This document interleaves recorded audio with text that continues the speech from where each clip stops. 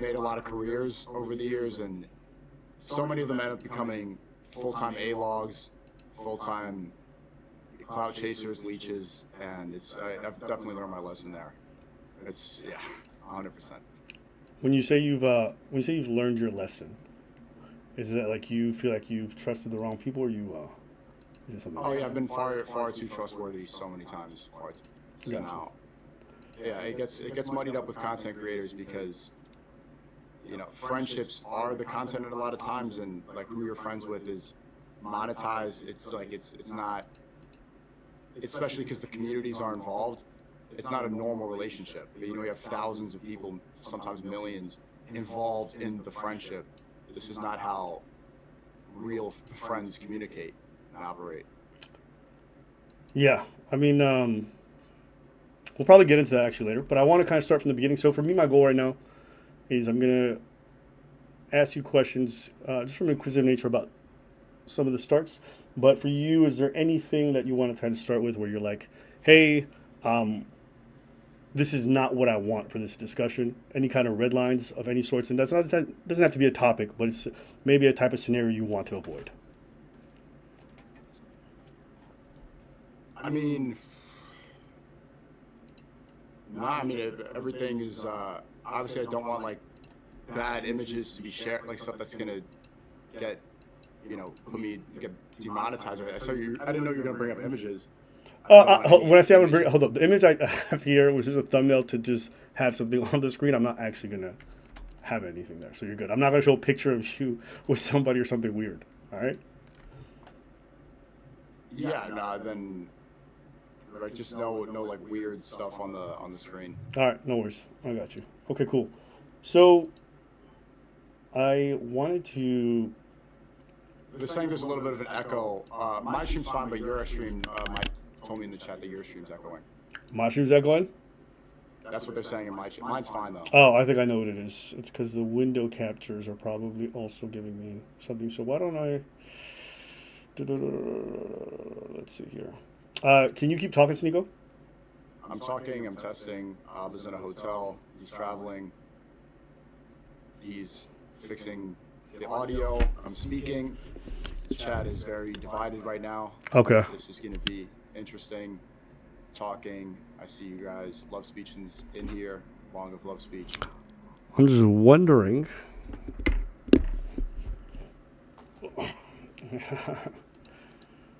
See, this is why I normally stream from the studio, because I did not ever actually get this whole home shit set up properly. So yeah, it's probably. Oh, you know what? Because you don't have headphones, so my audio is playing outside of your speakers, and then going into your microphone, so it's playing twice.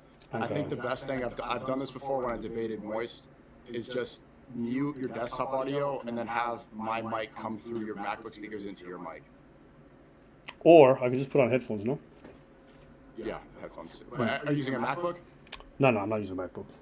Okay, then you're fine. 1 second. I'll be right back.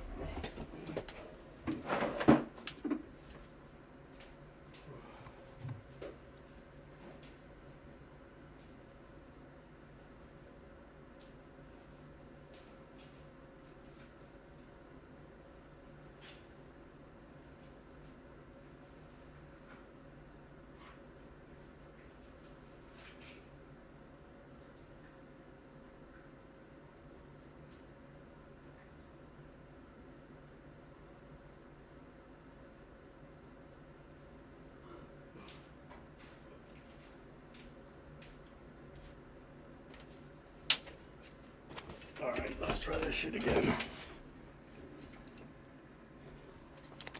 So, I will plug these in now. Let's see how it goes. I'm pretty sure it's coming into these two. So if I do this.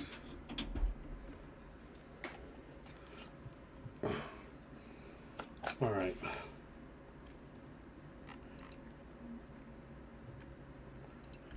All right, stream. Did the echo get fixed with me using headphones? All right, looks like it did work, so we're good now. All right. And then the last thing I gotta do.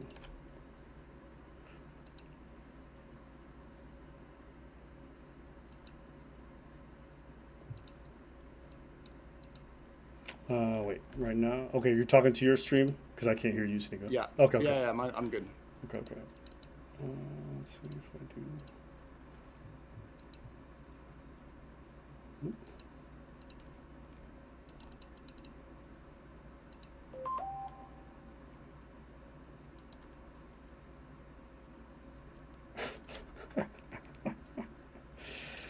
How do I fix this?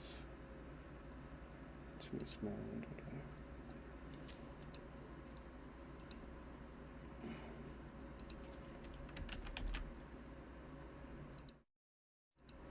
Whatever.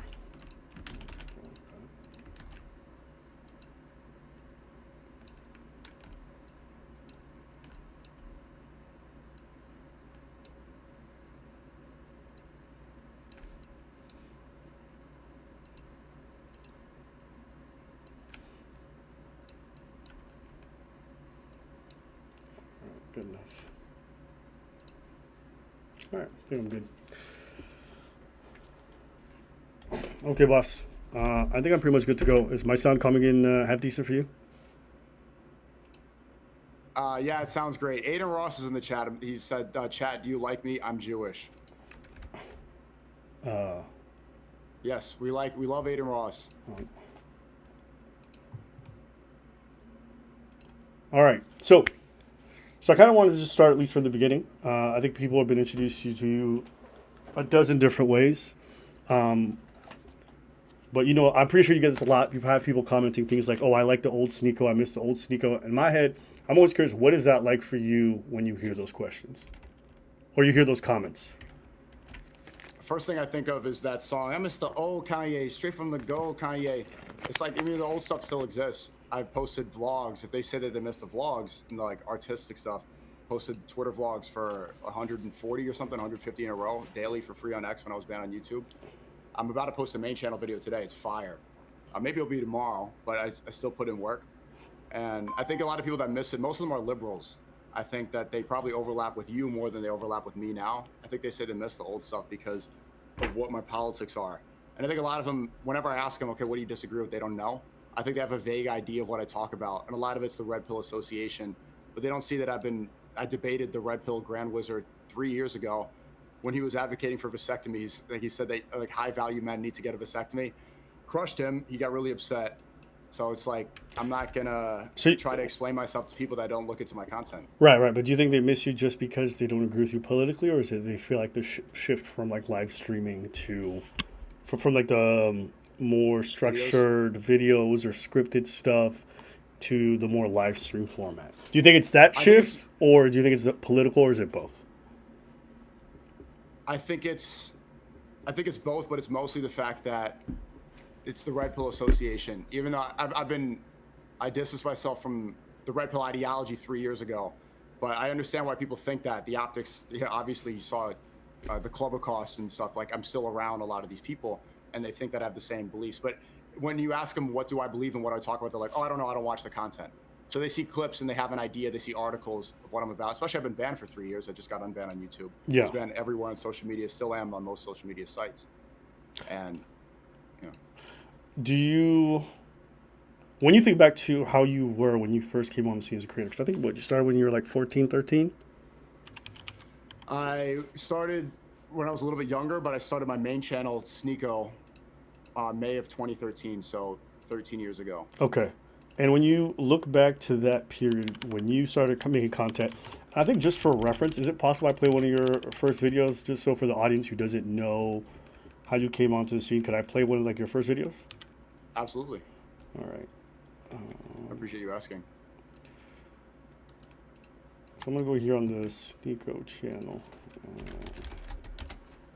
And it's actually one of your own popular, so you know exactly which one I'm talking about. My mind's telling me. All right. I'm gonna skip past the part where you play the copyrighted stuff, just in case that's an issue for you. I don't know. I'm gonna change the window to here it is. Okay, so right here. How old were you when this was going on? I was I just turned 17. Okay. Let's see. All right, let me not make it full screen like this. We'll just play it. We live for. It isn't how can I make myself better, it's if I go hiking this weekend, how many Instagram likes could I get if I take a selfie next to a tree? Our image is everything, and if you pay attention, you'll see the lengths people go to maintain this. Virtually everything you do is in anticipation of how someone else is going to react. You know that guy who says he doesn't give a fuck about what people think, or, you know, don't get offended if you don't like my beliefs, shit like that? That guy does care. They all care. He just wants people to think that he has a personality too. So don't be that cunt, please. Just be a different guy. Don't be that guy. Let me show you an example of this. I found a tweet here and it reads, I love how strong I am now. There are two options here. Either one, it's a dude who went to the gym twice and can now bench 85 pounds, or it's a girl in her late teens who wants attention. I prefer the latter. I'll go with the latter. And yes, I was right. And from this selfie in her profile picture, I swear to God on my life, I guarantee you within 10 seconds, I'm not cheating, I will scroll and I will find you a selfie that either says I'm a loser, I'm a nerd, or me too. Here we go. God damn it. God damn it. So let's jump in her mindset here. Nobody's actually buying that she thinks she's a nerd, and she knows that too. But in 2015, it's not cool to seem like you're trying hard. So alone in her room putting on makeup at 8 p.m., she's wondering, how can I get attention for the next few hours? She has to feel important for the rest of the night. So what she does is she scans her room. Voila, she sees her glasses on her desk. That's a prop for a selfie. LOL, nerd. She won't post a picture of herself chugging Mountain Dew and sucking Dorito stains off of her fingers while, you know, going to town watching anime from the early 2000s. Now, the glasses are enough of a prop for this picture. But that's just on the internet. Everybody says that. We spend time crafting this image of ourselves with filters, music quotes, and edgy tweets. It's pretty much like making a Sims character. How you see me on YouTube is this person that I create through hours and hours of hard work. I script literally everything I say and edit it in a program. You have no idea what I'm actually like. For all you know, I could be a YouTube drone created by Google to scare you away from the YouTube you don't have to pay for. In real life, people view me as a kind of wannabe, sometimes annoying, slightly funny fuckboy. And you know, subconsciously I spend a lot of my time perfecting that image. I don't wake up and think, how could I not be a douchebag today? I wake up and think, who could I piss off the most? Most of you have extremely fucked up thoughts that you don't say out loud because they affect your persona. I'm guessing at least more than half of you are closet racist, and even some of you kind of wanted me to go home at some point. I was born here, by the way, please don't deport me, Mr. Trump. Probably more than half of you have some more gay thoughts than you'd care to admit, and at least 1/3 of you have spent some time on the really sketchy parts of the internet. Fucking weirdos. The reality is most of us are gonna spend our lives wondering how everyone else is gonna see us instead of improving ourselves for ourselves. You know, it even comes down to your haircut. When I have a buzz cut, I want people to think I'm a big tough guy, you know, big tough guy. ¿Qué pasó? ¿Qué pasó, rey? Hey, ese. When I got the quarter black, half Asian fro going on, I want you to think that maybe I go to museums or something. Maybe I'm one of those guys that reads grown-up books with titles that have sentence fragments, like Searching for Meaning. I guarantee you that's a book. I don't know though. Should I post this? Maybe people are gonna think I'm a tryhard. All right. And for everyone who's in the chat, being like, yo, Ava, we couldn't see the video. I know. Don't worry. I'll make sure it's fixed for the next one we end up playing. But at least now you guys know that I'm aware of the issue. So that's a video from that era. And I watched quite a lot of your old content in preparation for this. I watched like a lot. I watched a couple short films, all these different things. And I'm curious if you had to describe yourself at the inception of your journey in content creation, how would you describe yourself, what you were about? Yeah, that's a good question. First, I'm cutting my YouTube stream for people watching the YouTube coming over to Kick. It's pinned to the chat, just ended it. But it's funny, like, even though this was posted in 2015, it's 2015. And there's a quote I say, like, actually, I was born here. Please don't deport me, Mr. Trump. And that was before he was even president. So it's like, and even that stuff, I'm like, from the YouTube that you don't have to pay for, it's like now you have to pay for YouTube. I'm talking about like mass censorship and everything. A lot of that stuff ended up becoming true. So I would say it's the same motto I have now. The motto I have is seek truth through funny. And I was following it back then. I was just trying to figure out what was going on. Back then, I was talking about so much of the stuff I talk about to this day. So when people say they miss the old Sneako, it's like, take some time to look at my content and my message. It's the same exact content. And I ate into the chat saying, where does this guy stream? Does he have viewers? I've been preaching that you guys mostly post videos, but you guys have been streaming a lot, pulling a lot. I see you guys like average like 5 to 7K or something like that. And that's a side note. But I would say that, yeah, this was all just about seeking truth through funny.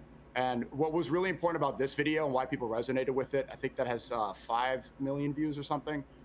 You know, it's just a webcam video, original YouTube type content, talking to the photo booth and, you know, slight editing. Mm-hmm.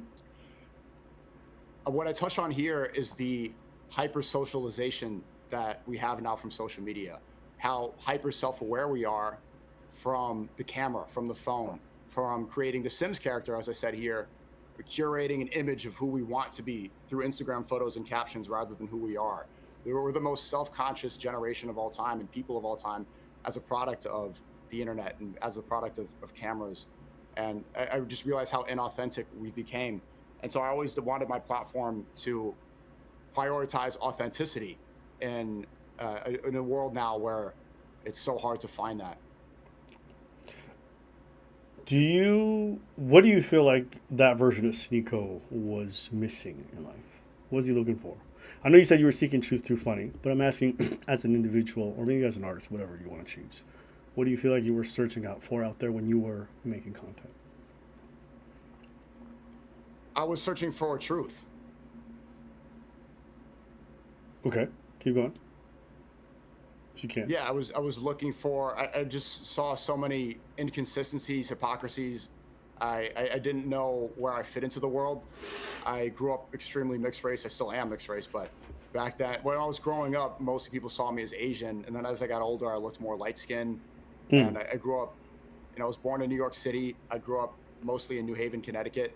I grew up, it's a dangerous area. They call it gun wave in New Haven.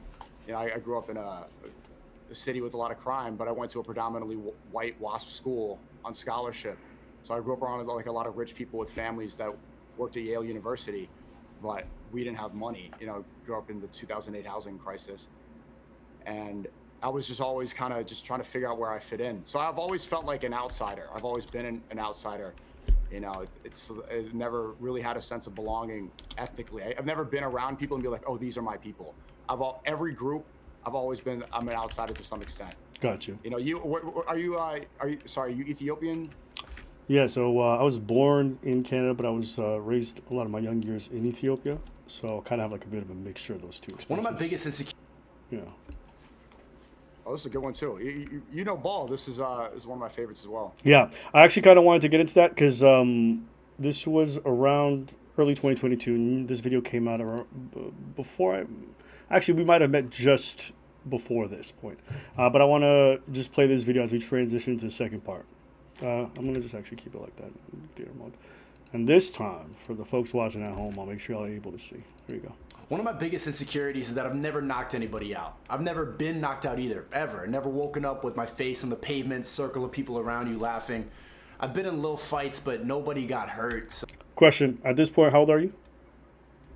I had just moved to Harlem. This was March 1st, 2020. So I dropped out a year before, and then I finally started making enough money from YouTube to move out of the college dorm, and I moved into Harlem. Got a studio apartment on 141st Street. This is Adam Clayton. This is the fucking projects. Yeah. And it was 2 weeks before the pandemic. So I'm like, finally, I get to have an apartment in Manhattan, which is like, anybody grew up in the Northeast, like this is like pinnacle. This is achievement right here. Like getting your own spot in Manhattan. And then 2 weeks later, pandemic hit. So it was March 1st, 2020. I was born in 98. I was this 21 years old? Yeah, and you hadn't started live stream by this point, right? No. Yeah. I was still just strictly making videos. Okay. All right. We'll keep playing. So, I'm gay. I don't know how to be a real man.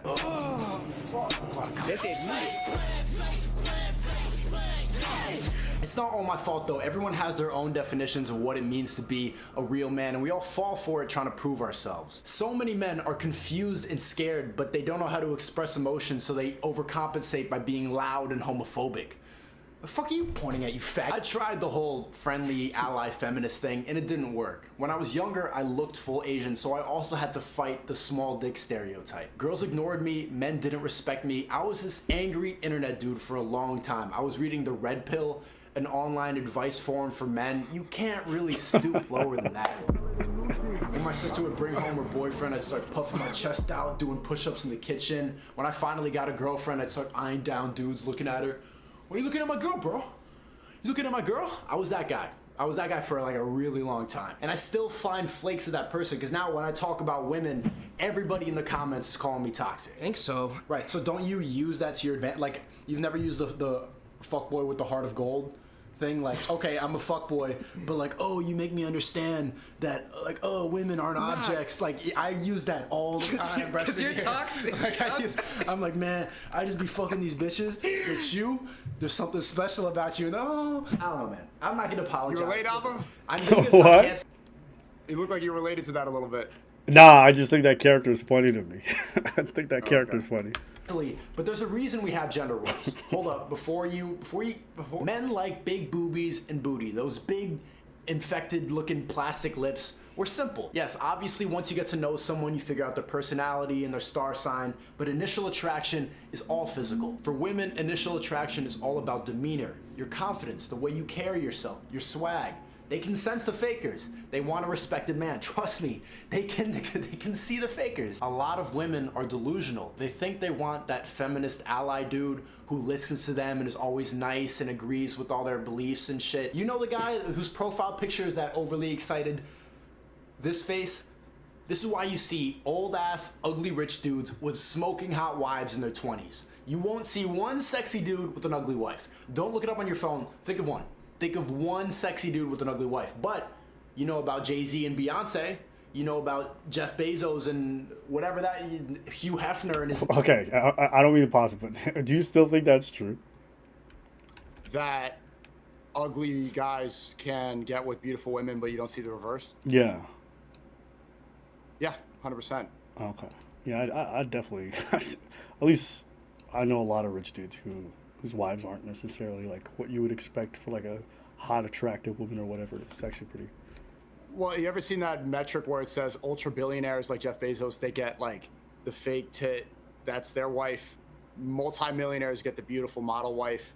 Thousandaires get, you know, yeah, they have the propensity to get to that, but there's definitely an archetype that fits in there. And the overall point is that beautiful women can get with ugly men, but, you know, top tier men oftentimes aren't going to get with an ugly woman the same way. Yeah, I know the stereotype. I think there's a bit of like a confirmation bias there, because like you'll see an example that agrees with you and you'll be like, see, it must be true. But then if I line up 10 billionaires with wives you are thinking are not that attractive or whatever, or not younger, they don't fucking flip on them, then you'll go like, yeah, but you know, generally speaking. But I digress. This is just something, at least now that I've lived a little bit longer, been around more rich people, and in my experience, it's actually more often than not just normal looking people with normal looking people. But I think in the content creation sphere, I think we see a lot of what you're talking about. Like, okay, well, Bill Gates is probably a bad example after the Epstein files. Yeah. But yeah. Melinda Gates is not exactly a smoke show, okay? And they were married for a long time. And that is actually generally the norm for a lot of wealthy people. They don't necessarily do the Jeff Bezos route all the time. Right, but look what happened to Bill Gates, so... I mean, yeah. I mean, Did he give her an STD, allegedly, in my opinion, because he was sleeping with so many girls in the... Like, that's... I mean, that's the least of my concerns. It sounds like this dude might have, you know, been with some young folks, but we'll get to that. We'll get back to the video for now. All right. Mansion full of snow bunnies. And look, I understand my audience. It's mostly young dudes looking for some guidance. I didn't really fully comprehend this until I did a show in Germany last month. I didn't even know that I had people in Germany watching my videos, but I did a comedy show and a bunch of people showed up. And after the show, we're standing outside the bar, like 15 of us standing in a huddle. And Germans are tall as hell, so we look like a football team, like in a huddle. And I'm giving them advice. They're asking me about, you know, how do I find my passion? How do I get over depression, anxiety? I'm saying, whatever. I don't know the answer. I don't have the answer. And it dawns on me as they're hanging on to every word I'm saying that I could start a cult right now. If I wanted to start a religion where everybody does whatever, I could be Jesus. That's a scary thought to cross your mind. I'm not ready for that power. But so many young men are looking for some guidance and some advice that they don't get from their parents, from their teachers. A lot of men are confused and scared, just like me. Men have this lonely internal struggle. Doesn't it sounds like I'm describing right here, you know, I think I'm 21, describing the need and the what's necessary for the Red Pill movement to arise this year and the next year, 2022. That's when Red Pill really dominated the internet. Right here, I'm saying, like, you know, they're lying about COVID. There's an absence of, you know, some masculine leadership in the internet space because things are getting so feminized. Cancel culture was at its peak. That was coming off the Me Too movement. Men were being shamed all the time. It seemed like being naturally masculine was a horrible thing. And so right here, I'm like, okay, something is needed. Sure. I think I share your sentiment that a lot of young men were lost. I mean, even I'm older than you, so I didn't have that same experience with the red pill. I had the experience with the movement that came before the red pill, which would have been like the pickup artist bodybuilding world. That was what I knew. But I think I share the sentiment with you that men felt lost. I think the reasons we might disagree, but I get where you're coming from, and I think I understand what you were talking about when you were talking about this video at that time. That's not really taken seriously. For women, it's body image issues, and we care about that. Look, we have fat mannequins now. We didn't have that 5 years ago. We got fat mannequins. We don't want girls making themselves throw up and starving themselves, so we made plus-size models. But think, when's the last time you saw a male plus-size model? Think of one. Don't Google, think of one. It's fucked up how when you're learning how to mature as a man, they'll throw phrases at you like your toxic masculinity, patriarchy, and you're like, isn't this just what you wanted? No one paid attention to me before, and now that I'm mature, I'm oppressing you? Men kill themselves 5 times more than women. 80% of homicide victims are men. We will die trying to prove ourselves. It's weird and sad. Like, I'm in my 20s and I think about slapping people for respect on a daily basis. That's insecurity. I'm deeply afraid of somebody calling me a pussy. This is why white boys shoot up schools. It's why black boys join gangs. It's why Asian boys study extra hard all night. It just used to be more simple to become a man. You could work at a factory, come home from work, honey, I'm home, beat your wife, and fall asleep. You're a man. That was life. Now it's a little more confusing. It's like when the porn ends and you, or like when your laptop goes off and you see, like the screen goes black and then you just see your reflection like in your dick in your hand and you kind of look like an ape and your neck is here and they're like, just don't again? You fell for it again? When will you learn? You know, it's funny, Alba, at this time, I saw your channel was doing really well with reaction videos. I remember in this era, I'm like, bro, I need to start making some more money. And my channel, I was only being able to post like 1 or 2 times a week because of the editing and scripting. I'm like, I want to produce more. So I was looking for a preach to my Alba. And so that guy here, Cass, was one, like I even did some, like not interviews, but like auditions. There was another guy from Brooklyn. His name is Ash, you know, because I thought it'd be I wanted like a different racial dynamic. Yeah. And I never was able to find one. And get that. Yeah, that it's not easy. That was my way. Yeah. It's not easy. I mean, me and Preach have been working together for a decade, you know. People have no idea how difficult it is to find somebody with values that align with yours and to be able to work. So I can imagine it wasn't easy. How did you meet Preach? Through the dance community. So Preach was the guy who would MC and he danced professionally for a long time. And then I also danced, but I also would do cinematography related work. So I was getting hired a lot for events for my business. And then we worked together on an event. I'd asked him to collab with me on a project because we'd spoken a bunch of times. It just happened. And then the project went super good. So I just kept inviting him. And then eventually it became a partnership. So it's very, very organically done. I didn't even seek out somebody like that. In fact, Preach was just a feature in one of my first videos that went viral. I had a video that like hit 5-6 million views. And Preach is in that video, but it's a small cameo. And then we were just chopping it up afterwards, and it just kind of happened from there. So he's kind of like the Cuffham to your Aiden. Hey, bro, I don't know streaming shit enough to do that. You can't just drop these references like I know these. I know Aiden Ross like tangentially, like I've seen videos, and I have no idea who Cuffham is. So I'm too old for that shit. But how old are you? 35. 35, yeah. The reason why I want to play that video that we just watched is I think it's a good preamble because I think your next transfer goes into some of the red pill phase and self-improvement.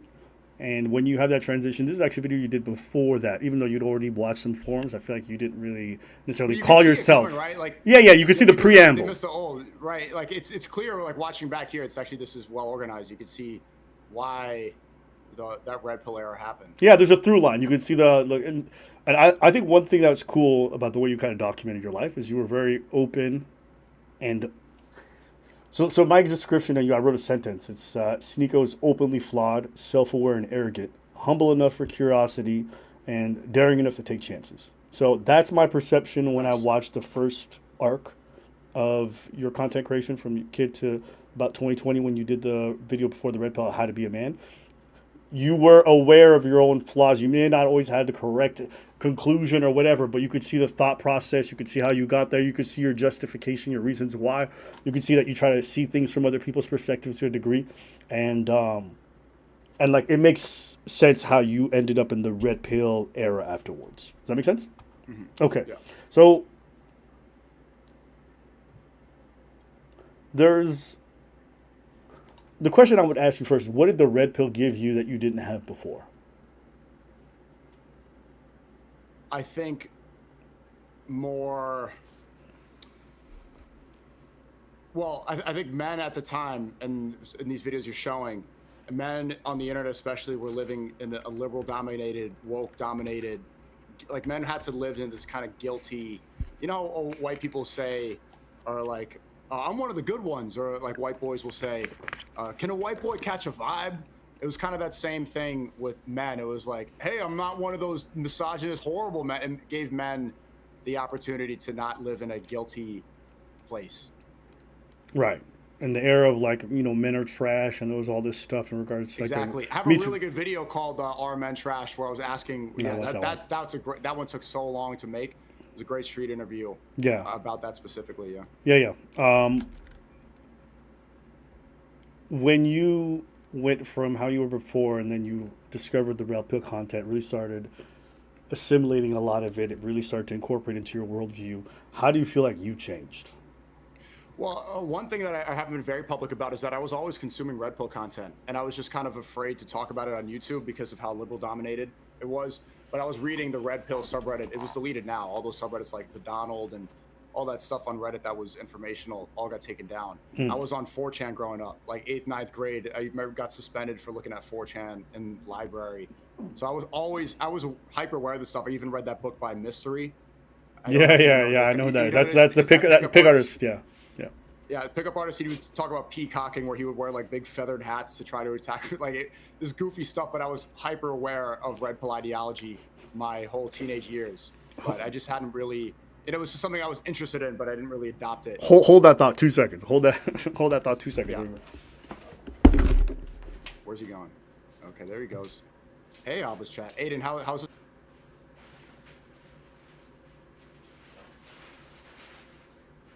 For? What is he doing? Is he grabbing a costume?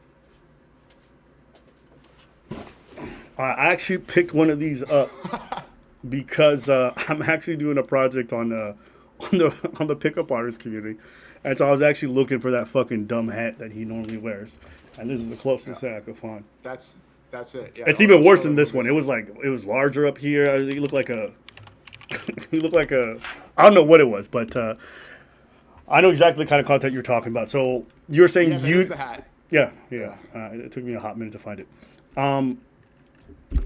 We're good. From your perspective, you feel like you didn't change. Okay, you answered that you were already consuming some of it and that it was already kind of. But how do you feel like? I feel like you had a quite drastic change as you watched more of the red pill stuff, and that you could see how you got there, but it definitely got amped up. So I'm asking you, what change did you see still? It was COVID pandemic, because as soon as it happened, that was one of the reasons I got banned. Was I didn't get the COVID vaccine, and I was really against the lockdowns. I was so critical how it didn't make sense. Everything was flagged and taken down at the time. They put a COVID warning beneath everything. And as soon as COVID happened, I said they're going to use this in order to sell vaccines. And I didn't get it. And on the time, YouTube, you weren't supposed to say that. And so seeing that happen, seeing us lock us inside, and then everybody went outside to protest George Floyd, I'm like, this is a very obvious control mechanism. I started to get angry. And they call it red pill rage. Like once you really start waking up, I did get red pill rage post-pandemic. So you felt like most of the change that you experienced was in relation to COVID? It wasn't in relation to your feelings about the opposite sex, about dating, about the world? Like, at least when I saw you, yes, there was definitely an aspect where you're talking about some of the global stuff and some of the COVID-related things, but there's definitely a lot of it in relation to dating dynamics. You didn't feel like there was actual change there as you got into your red pill arc?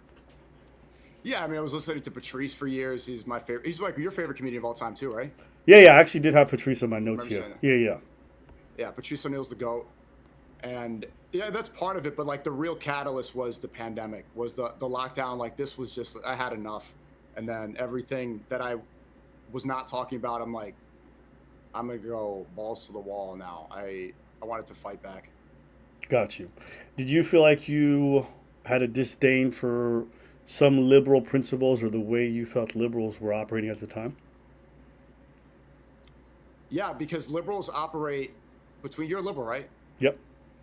Yeah. So liberals operate, and my chat was talking about this yesterday. I think liberals have proven more consistency, especially you see the way that the MAGA people and Trump have switched up about Epstein. It went from no new wars and let's release the Epstein files to if you want the Epstein files released, we don't want your support. And also war is good and Iran and Venezuela should be bombed more.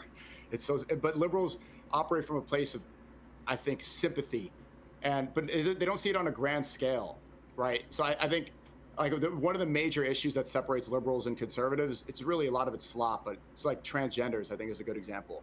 Conservatives are like, okay, this is harmful because they have one of the highest suicide rates of any demographic. Liberals are like, trans people should be able to exist. They don't mean any harm. They're not hurting people. But what I believe is that, okay, I love everyone and I care about these people. What we should tell them is that this is a harmful ideology. Hormones and, trying to change their existence is not the solution to their problem. Statistically, we know that like this is a delusion. So I think it's operating from a place of love. Liberals are thinking, okay, well, we should just allow them to exist and be happy. So I think it's addressing the problem, but it's not providing the correct solution to it.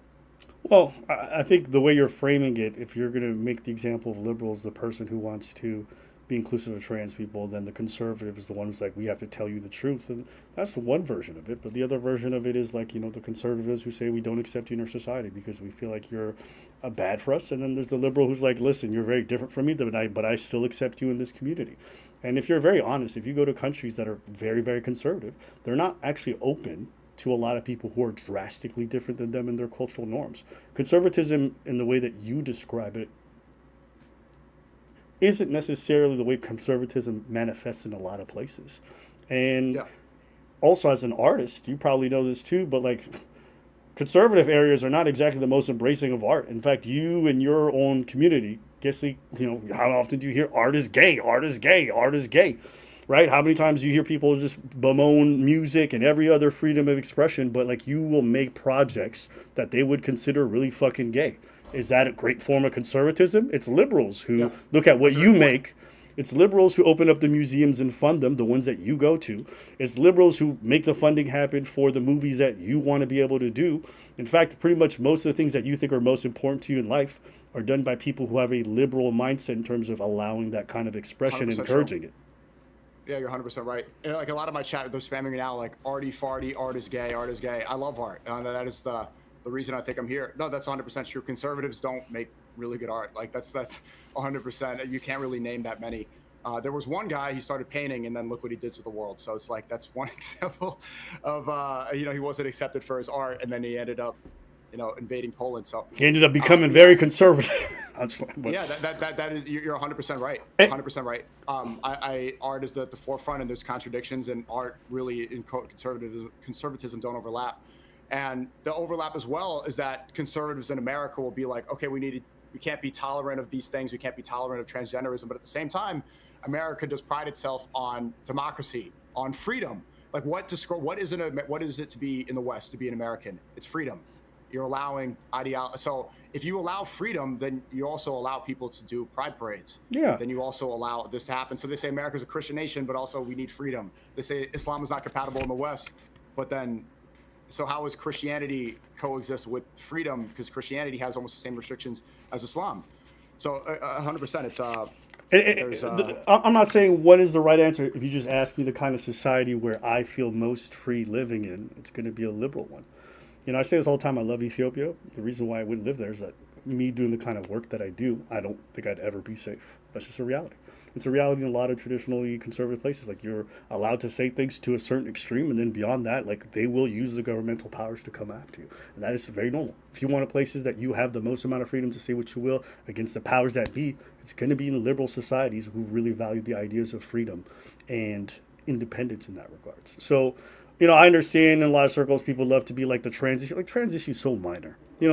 I've gotten such fatigue on the trans issue because I'm like, bro,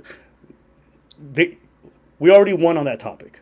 They lost the whole sports angle. They lost a lot of this stuff. I feel like it's almost pointless now to even mention it because it's like on every front. The bathroom stuff, they didn't get that. They didn't get the sports. They didn't get the 99% of the issues that they. So like when people bring up trans stuff to me, I'm like, that was like 2018, 2019 when it was relevant. Do you feel like it's still relevant today? No, well, and it's relevant because people like Matt Walsh are talking about transgenderism instead of the Epstein list. It's like, I think this is used as a populist idea. Like Mamdani, I think he won the liberals over by jumping up and down at the pride parades and pretending he cares about trans people. Like it's smart in order to gain support. But like overall, it is such a minor issue. And same thing, conservatives will do the same thing. Like Michael Knowles will have Clavicular on and be like, what about these transgenders? And it's like, dude, this is not cool. Like, nobody thinks this is important to discuss anymore. It doesn't, garner the same reaction as it once did. It is minor, and we have 100% focused on it too much in previous years. It's time to move on. Yeah. I'm going to, just folks said that you were a little bit too quiet. So what I'm going to do is I'm going to just add some gain to this, because I don't think it's picking up that well. So just let me do that real fast for the desktop audio. Hopefully it works. So give me a second, chat. I'll make the adjustment. I think I have advanced audio properties. I can add some gain in. Let's see. I'll put like 4 dBs. All right. Let's see if that works. Desktop audio. Can you try talking again for a second? Test talk. And Chad, I'm going to release the main channel video tomorrow at 3 p.m., not today. I think it's already too late. I want to post it at 3. So it's just a song released tomorrow on the main channel. Okay. Saturday's probably better. We're going to keep going from here. I think that should be fine. So next part I want to do, just in terms of questions I want to ask. Oh, yes. So I'm asking this, again, this is not a gotcha. I just, I already know what's coming. It's the cuck swinger thing. Yeah, it's good because I think I think I remember during my research phase that there was some aspect of it where you felt like liberalism might have, a liberal mindset might have pushed you to do that. Is that fair to say? Yeah, I mean, New York. It was. I wanted to. I've talked about this so many times. I was very degenerate back in my early 20s and teens. I wanted to have a bunch of threesomes. That was something that I was, like, to be honest, I was kind of addicted. I loved having threesomes with women, and then it was making like my girlfriends upset. And so she's like, okay, what if we do a couple swap? And then did that, hated it, and just stopped. Mm-hmm. Yeah. But that realizing that that didn't really, it wasn't a huge deal. And I joked about it on that podcast with Agent and Low, because I thought it was funny because I'm talking about something that was funny because it was like I how much I hated it. But you've seen, like, to this day and stuff, people will bring that up for an attack vector. But it's like, I'm just an honest person. I'm not able to. I didn't need to tell that story. Obviously, it's going to be harmful to my reputation and stuff. But I talked about it because it was real. It happened, and like maybe somebody could learn from that. And especially, I was listening to Patrice a lot. Patrice was like red pilled, and he was talking about that the couple swaps and everything. But yeah, I don't obviously don't do that, and wait till marriage. Yeah. But and I got over that too. Like, I used to be kind of a sex addict, bro. I was like, who was addicted to threesomes? That's something. That's and again, like, people talk about that when liberalism, degeneracy is allowed, and you're sleeping around a lot, then you're going to be doing threesomes, and then you end up, swapping with the couple, and you're like, what the fuck? Like, I hate this. And so that was kind of a wake up call. Like, let me stop wasting time on this and focus on what's important. So how do you feel like liberalism plays into that? How do you feel like liberalism leads you to the point where everything's tolerated? Like, that because everything's allowed, and in a society where that's frowned upon, I wouldn't have felt like that was a normal thing to do. Well, okay. So here's an example. Have you, would you say that the Middle East is mostly conservative? Yeah. So besides Tel Aviv, they say that Israel or Tel Aviv is the gayest city in the world. Times of Israel. Fair, but one might go to Dubai and poop on a girl, right? It's very frowned upon, but the people who have wealth and who have the ability to have the privacy engage in the debauchery that they want to. Okay? Mm-hmm. And the reason why I'm bringing that up is I think the only difference between the conservative and the liberal side is, yes, there may be a frowned upon nature to it, but a lot of the debauchery that you're describing happens, just doesn't happen in the open. And the big difference... That is a major difference. Like, a pride parade is a public display. Like, look at what we're celebrating. That's stuff that happens between, you know, people on boats and stuff and Instagram models, this is a small subsect, is not representative of the Middle East. And is also stuff that, like, if that was publicized, people would definitely stop it. This only known because Instagram models fly and do that. That's completely different than a pride parade in Tel Aviv, where the Times of Israel says they're the gayest city in the world. I just think you're underestimating maybe a little bit how often or how much, you know, undercover sex or sex parties. That's the point. Undercover compared to public display on the streets. But that's my point. I guess in my head, I'm like, as someone who wants to seek truth through funny, why do you prefer the principles of society that has debauchery, maybe not to the same level, maybe a bit less, but just does it in hiding versus one that's just open about it? Like, why do you feel because doing it in hiding is acknowledging that it's wrong and that's not something that you should do, but also acknowledging that humans are imperfect and we all have the propensity to sin and we will sin. That's what everything is a test here. We know that we are imperfect and that we're, you know, some people are going to drink, some people are going to smoke. So, like, we shouldn't do it. But doing it in hiding proves and is admittance of shame. Where public pride parades that is accepting and encouraging and celebrating it. There's 100% a difference. Like, sin should be, if you're going to sin, keep it in private and don't try to encourage more people to do it. Well, when I think of pride parade personally, it's just like, if this is something you identify with and you want to celebrate that. Like, my idea of an ideal society is not one where we like, yo, hey, you're not gay. I'm going to try to encourage you to be gay. Mine is just like, if you're gay, then do your thing. I don't really care how you manifest it. In the same way, if you're Puerto Rican or if you're Haitian, you want to manifest your identity, your nationality, your sexuality, I just don't care. Right. But those are different. We shouldn't celebrate things that aren't productive, right? We should celebrate, like, why is there even a parade? Like, they didn't accomplish anything. Why are we celebrating losers? Like, I'm not calling all gay people losers, but I'm saying they didn't do it. Like, you're celebrating people that are just being degenerate. This is not something that's worthy of a trophy. It's like, you're gay, so congrats. That doesn't make sense. Yeah, so we should celebrate achievement. When we celebrate for a variety of reasons. Maybe we're celebrating the progress we've made. You have to remember, being openly gay and not being fucking beaten in the streets where it's legal was a thing. And I think it's a great thing that we live in a society, not only where now it's legalized and people can be open and be themselves, but beyond that, we're going from not just tolerance and we're going to a certain level of acceptance. And I think that's an awesome thing, where I have someone next to me and I genuinely don't tolerate them. I accept them. I don't care if they're gay. And I think what parades do, you know, not in a huge way, but in incremental fashion, is it's just a celebration with people who may be different than you or maybe the same, and you're open, and the society will set up police structures to make sure it's safe. There will be people funding it, working together to celebrate this.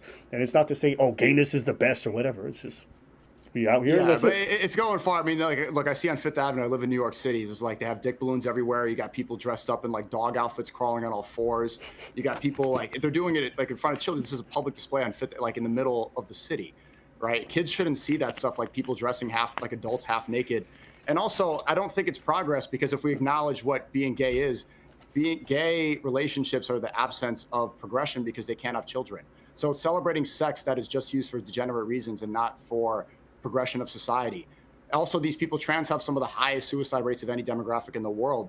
So this is the opposite. You're celebrating what I think is destructive, especially if you acknowledge that this thing is harmful, that a lot of these people are depressed, that they need meds in order to operate, they need to get surgeries in order to exist. We should celebrate humans that don't need exterior factors to feel comfortable and feel happy.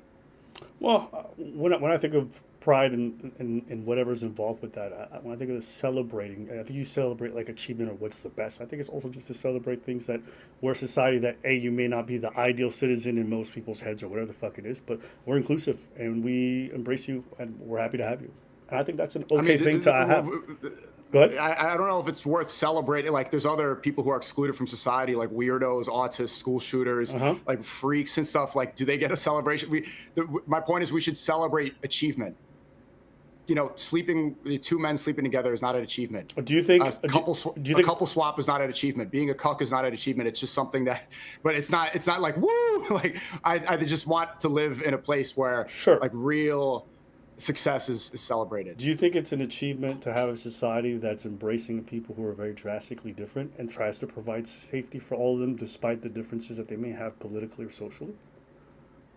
I don't think that's worth of celebration. Like I can understand living at a tolerant place, but I don't think that that's worthy of a crowd applauding. You don't think No. tolerance and acceptance of different people is worth celebrating?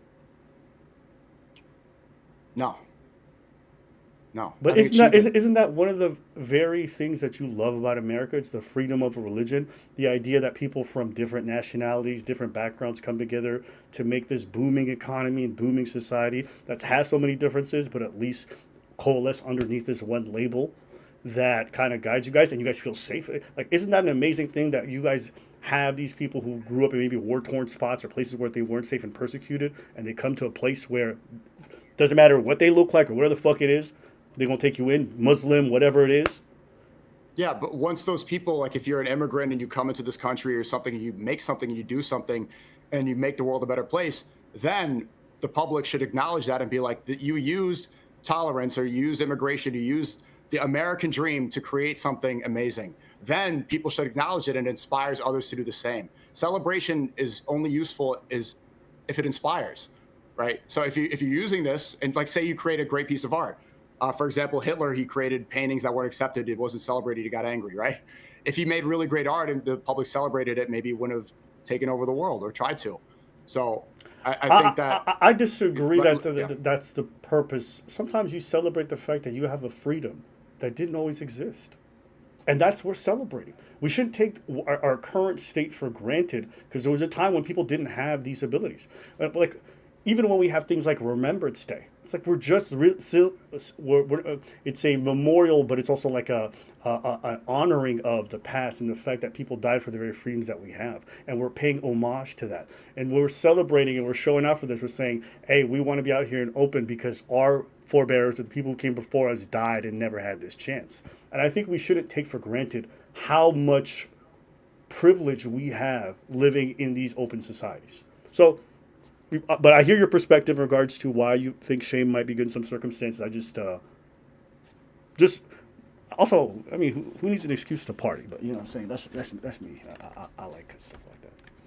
I don't want to stay on this point too long because this actually wasn't the point of this whole section, but we can come back to this later. I want to kind of transition because you ended up moving on from the red pill and finding your place in Islam.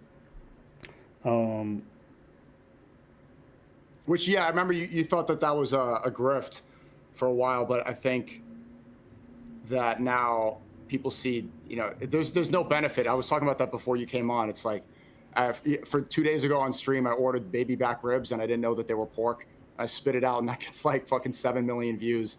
Like, he's a grifter. It's like, you really break it down. Why would I grift Islam? Like, what are the benefits of pretending to believe in God? Okay. I don't see what. So let me challenge you on that. Deal. Yeah. So why do you think Andrew Tate did it? Yeah, I don't want to speak on his faith and everything. I want to hope that he's doing it for the right reasons. You know, if he's still a Muslim like he says, and I hope he is, and I think he is, then I hope it was genuine, and I wish the best of success to him. Do you believe it's genuine when you see his behavior?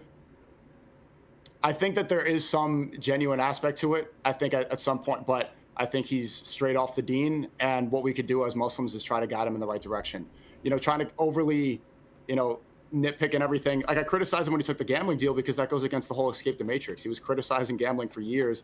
He said like how it's the slave mind, and then he starts promoting it. He's called everyone broke. And then if you're so rich and a billionaire, why would you take a gambling deal? So that stuff I'll point out for sure. That's inconsistent. But if I'm going to go on here and say, oh, Tate's grifting this for Dubai connections or UAE and stuff like that, that's just going to create a more bitter taste. And we know how influential he is. Well, it's going to be bad for the Ummah, and it's going to be bad for his own personal deen. Well, so any differences that I have with him aside, I want the best for him as a Muslim. Okay, so I want you to steelman it. So this is actually a question that a viewer had. And they said, if you had to steelman the reason why people believe that some folks grift to Islam, what would be the steelman that you could offer? So if you had to be them and they're saying, okay, like, what do you think are some actual valid reasons from your perspective? I don't see any. None. I don't, because no. Especially as a content creator from my position, I don't, it's an American content creator. I stream on YouTube and Kick. There's literally no monetary benefits. No. And even fame-wise, audience benefits, no. There's so much propaganda in America against Muslims. You grew up with that, right? Or you grew up in Canada, but still, Canada felt the same thing post 9/11 hysteria. There's literally no benefit to it. I distinctly remember in 2022, everybody in the red pill would just be like, man, Christians are so weak. Christians are whack, bro. They just let themselves be laughed at. What jokesters. But Muslims are different. Muslims don't play about their religion. They serious about their shit. It was almost like this veneer of masculinity offered because there was a sense of authority to Islam. Now, that's my claim. Do you agree that that was a thing at that time? Yeah. So when you ask me, why would anyone want to do that? Well, there's a few different reasons. I felt as though there was quite a lot of overlap between some of the red pill talking points and a lot of the Islamic ones that people would want to reference. And then there was this air of like, I'm a red pill dual, I'm Muslim. And like red pills all the time would talk about, I want multiple wives. And then when they use justifications, why? Islam. Islam does it. That's what they say. It's normalized. In fact, that's probably one of the main reasons I would hear that being brought up in red pill discussions, because red pillers would not stop talking about having multiple wives. And who does that more than Muslims? So there's definitely a reason to say that you're a Muslim or there was a benefit to it. It added an air of legitimacy and authority to the red pill, which didn't have that, in my opinion. Okay. But most Muslims disagree with that sentiment and say, like, 80% of Muslims don't even have multiple wives. This is super small. And if you speak to Muslims around the world, when they focus on the 4 wives thing, they realize just how belittling that is to what's in the Quran or what Islamic faith is about. It's like such a small aspect, and it's such a minor part of the Quran that, you know, fixating that as a talking point is unnecessary and categorizes Islam as like, it's just not. I agree. Not beneficial for dawah. I 100% agree, but I don't think the red pillars who were talking about Islam all the time were being genuine. And I don't think they were representing Islam in a good way, but they would constantly reference it all the time. And look, we don't have to name anybody's name, but like there are people in the community who will talk about having multiple wives. They won't really talk about religion ever, except if it's to talk about the having 9 wives or whatever the fuck it is. So I think Islam is about that? No. But there's no doubt that the veneer or the appearance of it was definitely something they used. Yeah, I think Tate just tweeted about that again, about something about 4 wives literally like yesterday. Right. And he would, and I distinctly remember reading so many tweets. And the reason why that shit would annoy me is that even though I'm not religious myself, there was an appreciation I had for people who were genuinely of faith. And it felt like whenever I hear red pillars mention Islam, it was always in this very shallow way so they can fuck a bunch of women. So Islam might not be about that, but that's what red pillars made it about. And that's why a lot of dudes said they wanted to convert so they can get the 9 wives and live their debaucherous life in a way that's holy and righteous. That's what it felt. Mm-hmm. I think that's since been, that's a valid point. But since then, I think that's been pushed back so much. That's been debunked. Fair. So many Muslims disagree with that. I don't think that there's support for that or anybody accepts that. Yeah, I would agree that I think now that whole talking point is gone. You don't hear people talk about Christianity the same way they were back then. But you had this transition, and I talked to you about this in private, but you told me, and I've seen you talk about this in public before, that your transition towards Islam, where people are saying it's not genuine, actually came from something that happened much earlier too, in relation to, I believe it's Malcolm X. Yeah. Right. So my first question is, how did Malcolm X play a role in your faith journey? So maybe, I don't know if you have this tweet up in your doc, but I want to pull this up. This is from, I think, 2013. I tweeted this. So I read, I'll just explain the story now. I read the Malcolm X autobiography when I was about 11 or 12 years old, maybe 10. My dad gave me that book, and I love the cover of it. The cover looks really dope. And Malcolm X was a pimp. Malcolm X was a criminal. He was a drug dealer. His name was Red, right? Yeah, Detroit Red. Yeah. And yeah, because he had red hair. He was also mixed too, so I related to that a bit. Like he grew up with red hair, so he was already. But his father was a black nationalist and was speaking up against the KKK, and I think he was murdered by the KKK, his father, and they burned some of his house down when he was a little kid. So he grew up with a lot of hatred towards white people in his heart, and you can understand why. Like his story is just like you completely get why he had that anger, but he reverted to Islam. Well, the Nation of Islam in jail. And when he was in jail, he became educated, and he started dressing differently. He started speaking differently. He upgraded him. He ascended. And no longer was he like this pimp and, dyeing his hair, or not dyeing his hair because I have blonde hair, but he was straightening his hair to try to make it seem like it was, try to fit in with white people. He grew up the way it naturally was. He read the dictionary. He became like Kai Cenat right now. And he became somebody that was really well respected, well spoken, and a great speaker. Then there's the final journey of his arc, like, because the Nation of Islam is somewhat cultish. I don't want to disrespect them, but they do somewhat worship Elijah Muhammad, who they say is a false prophet. In Islam, we don't believe in Elijah Muhammad. This is has nothing to do with Islam. Right. He went to Mecca, and during that, he went to Hajj. And during Hajj, he was standing side by side and praying, because as Muslims, we stand shoulder to shoulder with people when we pray.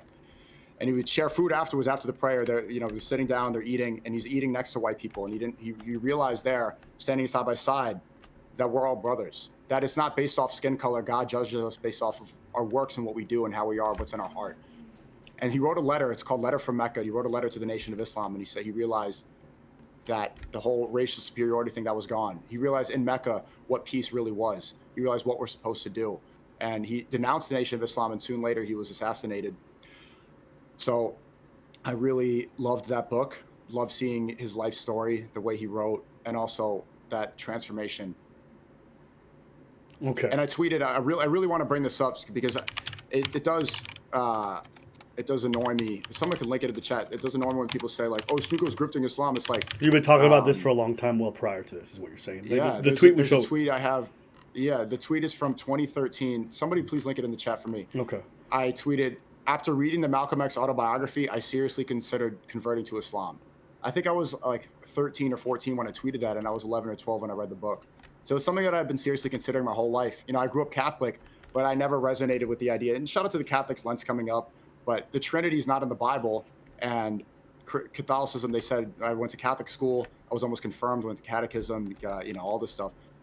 I don't believe that we should be praying to Mary. I don't believe in praying to saints. I don't believe in praying to a man. I always saw Jesus as a prophet. When I prayed as a kid, as a Catholic, I would pray to God. I wouldn't pray to the Holy Spirit. And so when I learned what Islam was, I'm like, wait, this is what I am. This is what I've always done. I've always prayed to God. I didn't pray to St. Anthony. I was praying to God alone. So it just made sense. It's just something that aligned with something that I've always believed in. What? Yeah, I'll share the tweet right here if you can see on the screen. Ooh, this is wait from 1 second. April. Let me stop streaming because I think it might mess it up for 2 seconds. Yeah, go for it. Yeah, so it says, this is April 2nd, 2015. Gotta admit, after doing extended research on Malcolm X, I seriously considered converting to Islam. This is 11 years ago I tweeted this. 11 years ago. Okay. There's the same Twitter account. Yeah, so like this is definitely, I think this should disprove people saying the grift stuff or whatever. All right, hold up. I gotta stream something or else it's gonna fuck it up. Man, I'm not good with this OBS shit. So.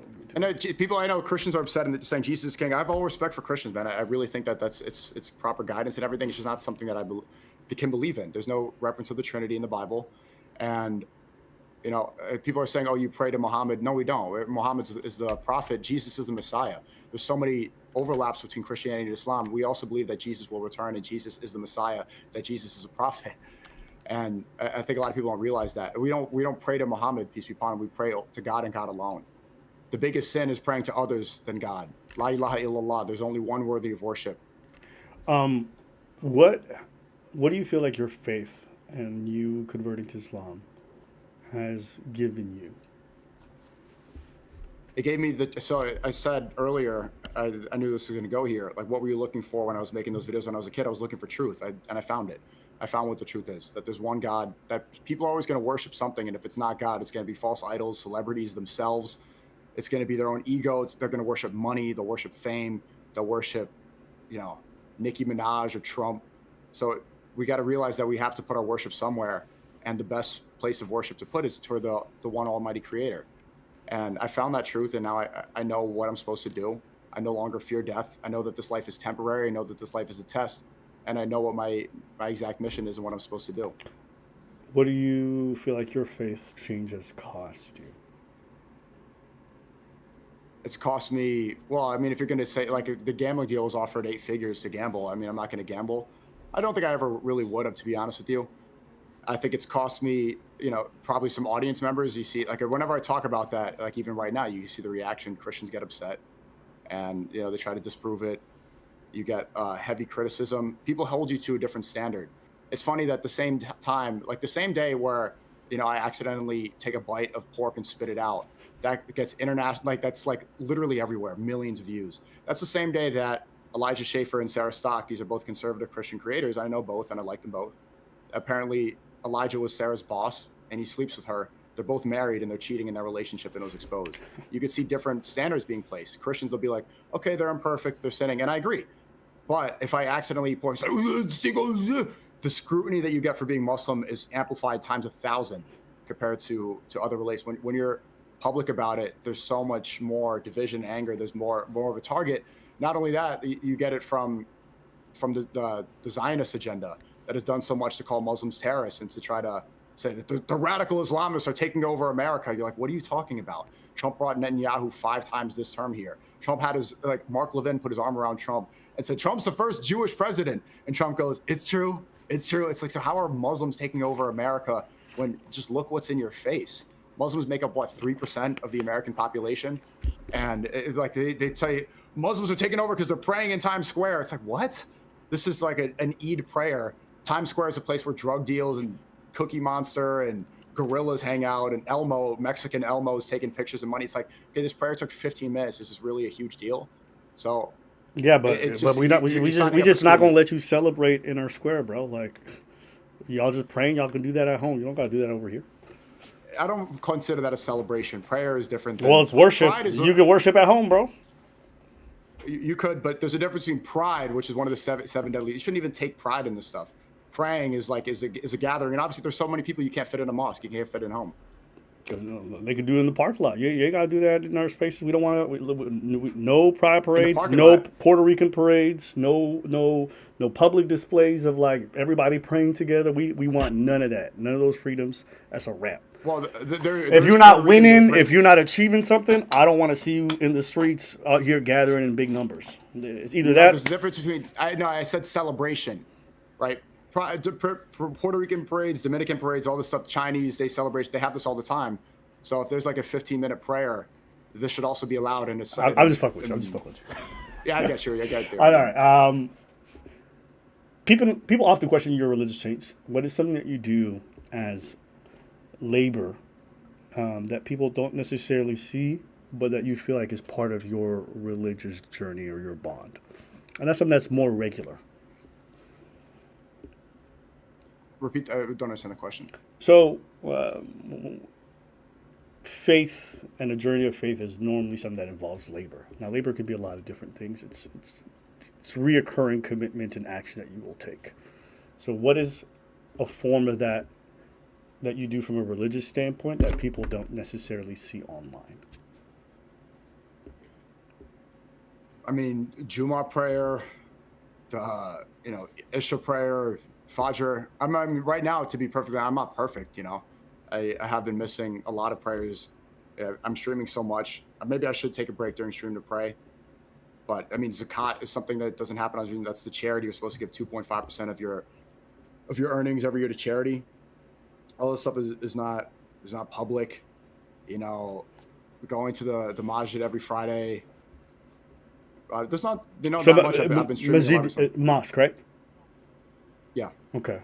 So these are things that not necessarily happen on camera or people don't necessarily are aware about, but these are things that you do that feel like they ground you and it's part of the process you need. Yeah, but I wouldn't call it labor. It's it could be duty. It could be a duty, responsibility, whatever. Labor is just the idea of working towards something. It's something that you have to do. Yeah, I don't see it as work because it's what is the best for you. Like before IRL streams in Miami, I always play Ayatul Kursi, which is the protection prayer. It's supposed to protect you because I'm around a lot of demonic activity. Get the evil eye on me all the time. A lot of people trying to destroy me or even put threats on my life and try to kill me. So it's like that protection does keep you steadfast and helps me. It's reassuring. Got you. Okay. If you had to describe Malcolm X politically or spiritually, how would you do that? As somebody who... Yeah, what do you stand for? Growth. I think he's the physical representation of growth and of, he grew up in extremely difficult circumstances and he became the best he could be. And how would you describe him politically? How would you describe him politically? So most of his time politically, a lot of white supremacists actually did like him because he was also advocating for segregation. Perhaps that's why he was assassinated, because eventually he was like preaching for unity towards the end, right after Mecca. But beforehand, he wanted segregation. White supremacists were like, oh yeah, us too. Malcolm X was saying that black people need to work for each other, that we need to get rid of this mindset that's holding us back. He was trying to uplift and trying to adopt the same ideology that the white people had for black people specifically. So politically, it does kind of range. Some people say that he was a socialist. I know Malcolm X definitely leaned towards democratic socialism and communism. Malcolm X, he was very critical of Zionism as well. But I would say he didn't really tap into, from my understanding, his books and his speeches, it was mostly about how black people should work together. Well, post Nation of Islam, there was a lot of discussion from him about human rights. It shifted from black rights to human rights specifically. And he believed in the potential to work with folks. He didn't believe in the idea that whites were necessarily evil, that, there's good in all groups of people. And that was part of his faith journey. Even when you say, like, white supremacists kind of like that, I don't think that's a very accurate retelling. He wanted a space that was safe for black folks. The idea of white supremacists wasn't one in which black people had freedom and safety or segregation and that they were separated, it's that they were treated as second-class citizens and their privileged position in society was maintained. So I kind of reject that idea that what you described at the end there in terms of him. I do agree that there was some aspect of separation, but, segregation, especially in that time, there's no way that they were aligned in that regard. Do you think they were? I thought there were definitely differences, but what they agreed upon is some aspects of segregation. Obviously, the white supremacists were probably saying, right, second-class citizens, but Malcolm X was also advocating for segregation. Not the same way, but there was an overlap. He wanted the best. He wanted black people to work for themselves. And so many white supremacists were like, this guy wants them to be by themselves? Okay, cool. Let's embrace him. Okay. If Malcolm X existed today, what do you think he would think of you? That's a good question. I think he would disagree with my alignment with some people. I think he would be critical about the overlap that I have with political figures.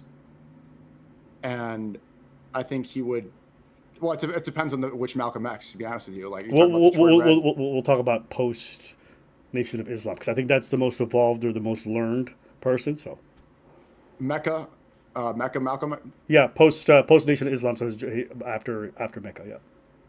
I think he would disagree with Nick Fuentes a lot, and he would try to guide people, or he'd try to lead. I think he would, be very politically active. I think he'd be very critical of Israel. He was like really, he was spot on about Israel back then, and the manipulation going on in New York City specifically. He's done a lot of speeches about that. I think he would spend a lot of time talking about Netanyahu, criticizing Trump for that, and I think he'd be very critical of the conservative movement. And what he would think of me is like that. He'd definitely point out some of the allies I keep and say that that's imperfect.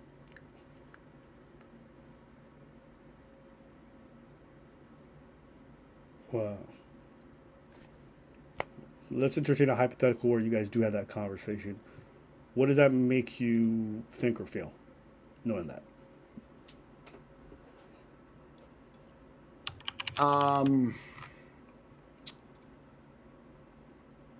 Yeah, I would explain to him that there's a lot of benefits, and like my strategy is maybe it won't align perfectly with what he believes in, but it's an effective strategy. And it's hard to contextualize because the propaganda against Muslims was not the same as it was today. We live in post 9/11 world. Obviously, that's died down a lot, but people have a stigma towards Muslims that they didn't have back then. So I think it's very valuable to have friends and allies that may not agree with you completely, because it shows that we can exist in the liberal democracy that's also the Christian nation of America without being terrorist, horrible people that they try so hard to claim we are.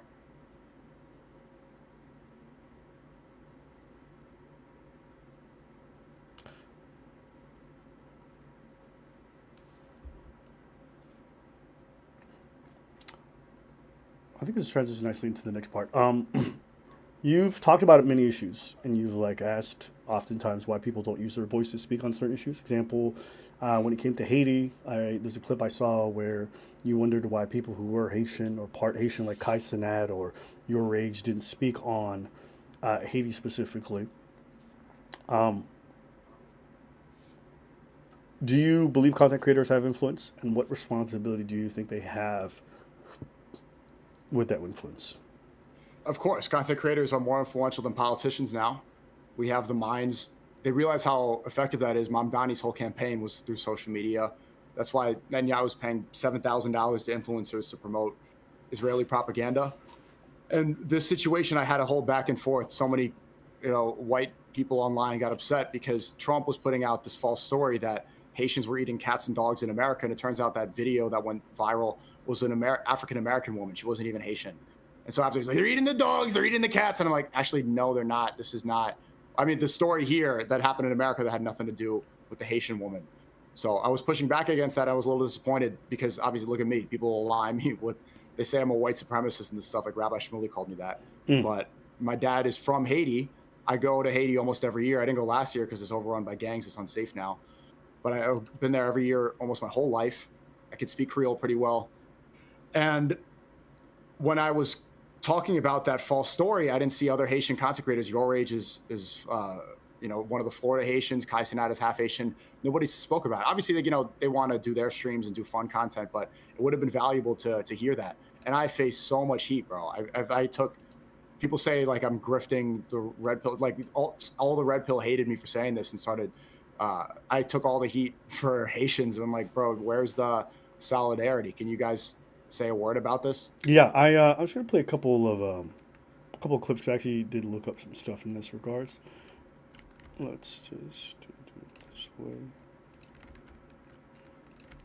I get that people can make fun of it and stuff because they've never been there, but Haiti's one of the poorest countries in the world, and they're dealing with so much already. The president was assassinated in his home in 2021.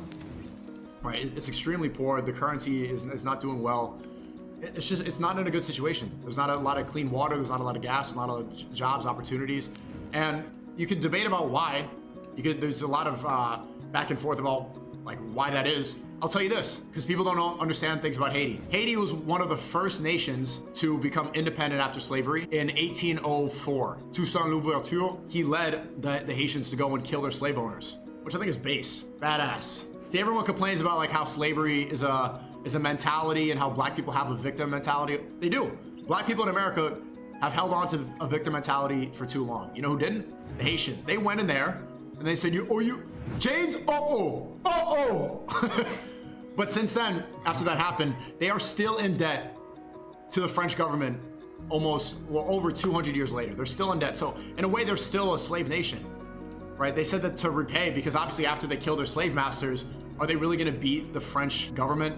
Are they really going to defeat that empire? No, they're not going to beat them. So they said, like, in order to repay what you did, you're going to be in debt. So the French bank technically still owns Haiti. So in a way, it's still a colony. And I'm just going to play another clip here. This is from 2021. Nous commençons à comprendre ça nous a supposé comprendre. Nous commençons à faire des recherches sur l'originalité nous. C'est deux grands différents entre Haïti et États-Unis. Comme quoi? Même les ça pas bon, il a fait il faut. When I was a kid, nobody in my school even knew what Haiti was. They'd be like, oh, I'm going to Haiti for Christmas. Haiti?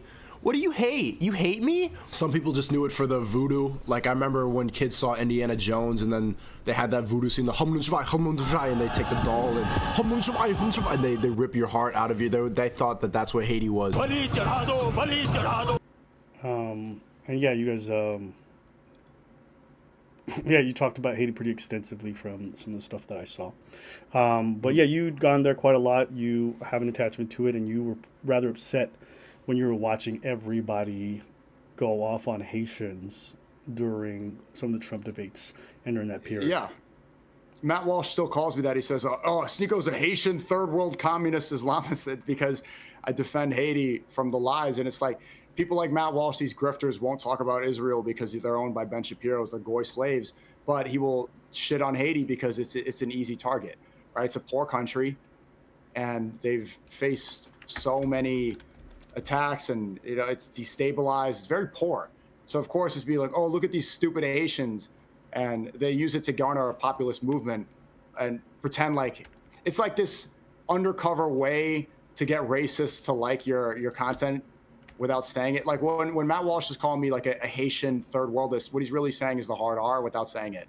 And so I see it as fraudulent. I think he's just doing that to seem like he's really based and cool while not knowing anything about it. He's done debates about Haiti. He didn't know about the Clinton Foundation. He doesn't know about the connections that were very clear after the president Jovenel Moise was assassinated. He doesn't know anything. He just knows that it's poor and that he can dunk on it because he won't get any pushback because Haitians in America don't really speak up.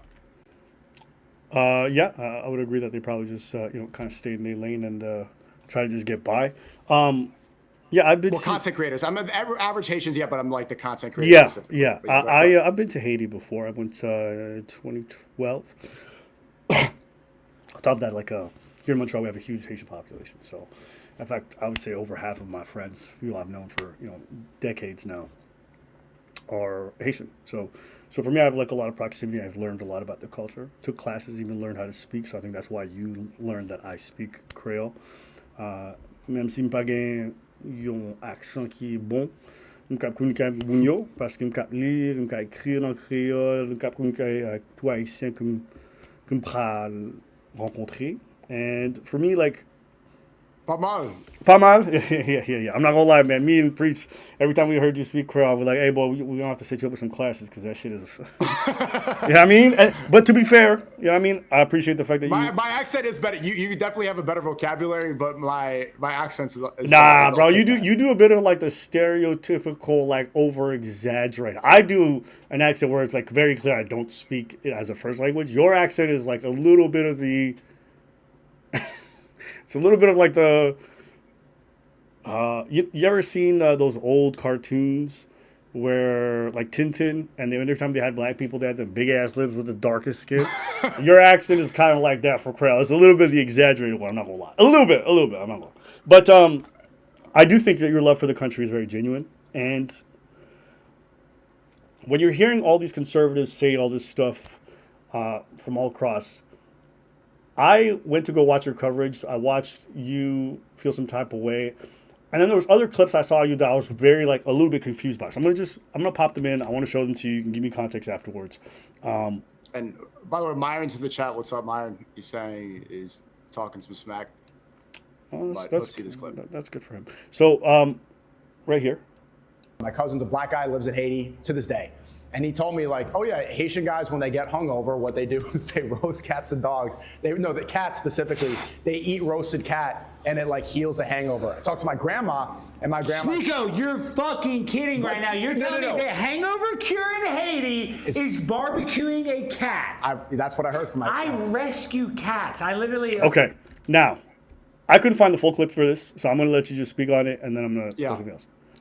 Yeah, so this is the truth about that situation. The video that went viral, they say Haitians are coming in America and eating cats. That's not true. That video that they talked about, that was an African-American woman. I didn't know this. So I asked my family. My family lives in Haiti. My cousin, my grandmother, most of my family on my dad's side lives in Haiti right now. So I asked them about it, and they're like, oh, yeah, some of them, this does happen, in Haiti. And my cousin told me, this is what I heard from my cousin. He said that in the mountains, the neighborhood is called, I can't remember off the top of my head. It's north of Pétionville. some people get hungover, and to cure the hangover, they'll eat roasted cat. Okay. That's what he told me. So I'm repeating, and this is after like I was doing so much defense work. I'm like, oh shit. So maybe it's untrue, but that's what I heard from Haitians. Got you. Okay. I'm going to. So I'm gonna just give a quick warning because this is an edit. Okay, so there is a bit of like a clipping thing going on. Okay, but they're playing some back and forth stuff, and I want to just pop this in because I ended up just kind of ripping it. All right, now I'm giving that disclaimer. There's probably some context to a lot of these clips that's missing, but there's just a bit of contrast with some of the clips, and I want you to kind of just walk me through it. Okay. All right, sure. If you believe All right, here it is. that you're superior because you're white, you are Jewish. Montage. The reason that they're lying, so comfortable lying about a Christian country, their Christian brothers in Haiti, is because they don't consider them people. They don't consider them brothers at all. Flashback. The reason that the earthquake might have happened in Haiti, not Dominican Republic, is because they practice something called voodoo. They call themselves Christians in Haiti, but at the same time, they practice a voodoo, like an African voodoo version of Christianity. The next. Okay, so I just want to talk about that one You want me to clip. explain that? Yes. Yeah. I mean, there's inconsistencies with Christianity in America as well. There's inconsistencies with the Christianity in Haiti, right? So many Christians in America will prioritize America and put nationalism above their creed, or they'll only see white Christians as brothers. That's an inconsistency with Christianity. There's inconsistencies with the Christianity in Haiti. So many of them, they'll like on all the tops, which is the cars where the big cabs, everybody goes, it says Jesus is king, Jesus is king. But also voodoo is so rampant, which has nothing to do with core Christianity. So many Haitians, they are Christian, but they have mixed it up with voodoo. So you can make the same comparison to Western nations who say like, okay, America's a Christian country, but also, prioritize nationalism. So it still is Christianity, but they have mixed it up with other things. So my question is, when you say, I'm sure you've heard this from somebody else, but when you say something like, the reason some people believe that the earthquake happened or is because they practice because voodoo? it's a punishment for voodoo. Yeah. Okay. What do you think about that? I was there right after the earthquake. I was even there for one of the aftershocks in Haiti. And the earthquake infamously did not even touch the Dominican Republic. So, which is strange because Hispaniola is such a small island. How could this earthquake only affect Haiti? A lot of the theory is that this is the reason so many bad things happen in Haiti is because of the rampant witchcraft. There's a lot of witchcraft that goes on, undeniably. So it is a Christian country, it's majority Catholic, but there's so much witchcraft going on too. There's a lot of witchcraft going on in America. Maybe that's why so many bad things happen in America. So many young girls practice astrology, and there's a lot of witchcraft is more rampant than ever. So okay. I think my issue is like, I understand, you're hearing this secondhand, so you're just repeating it. But it's like, if you just look up tectonic plates, I'm pretty confident you're going to find out that Haiti just happens to be in a bad spot regards to where it's located. And the tectonic plates kind of dictate some of that stuff. But why? It is. Do you not find it a little strange that the Dominican Republic didn't get hit at all? Even though they do practice Santeria there. Well, no, it's not. I'll explain why it's not weird. Because if you look at Haiti's geography, I'm pretty sure if you go to the northern part, they don't get hit by earthquakes nearly as much. It's all Haiti. Why does only one part of it get hit? It's probably just a matter of location. And if you know anything about Port-au-Prince, like, a lot of the population is very deeply condensed around there. So the most likely scenario is that there's like an actual legit scientific reason for why one place, like, it's like sure. It's like why do some places get hurricanes versus others? I don't think it's a matter necessarily of religion. It's like if you live under certain currents by certain oceans, you're gonna have more likelihood. That's why Canada doesn't get hurricanes, because we're just not in a position to get them. But when the reason I'm bringing this up, I think you have a genuine love for Haiti. But if you get online and you're repeating this stuff about people that a lot of folks don't know about, and you aren't at all certain, you're just repeating, that's going to be a lot of people's interpretation of what Haiti is. Like, you speak early in the video, you say, nobody really knows what Haiti's about. They watched a movie and they saw somebody's heart get snatched and they think it's voodoo. Mm-hmm. And then I watch another clip of you and it's you not fact checking, not looking into it, and you're repeating it. You're doing the exact same thing in a way that I'm criticizing. Let me respond to that. I don't believe that fully, that's the I've never reported that. I've reported about the theory that people say, but Haiti's faced so many natural disasters, had presidents assassinated, so many corrupt politicians, so many bad things have happened to Haiti ever since the slave owners were assassinated.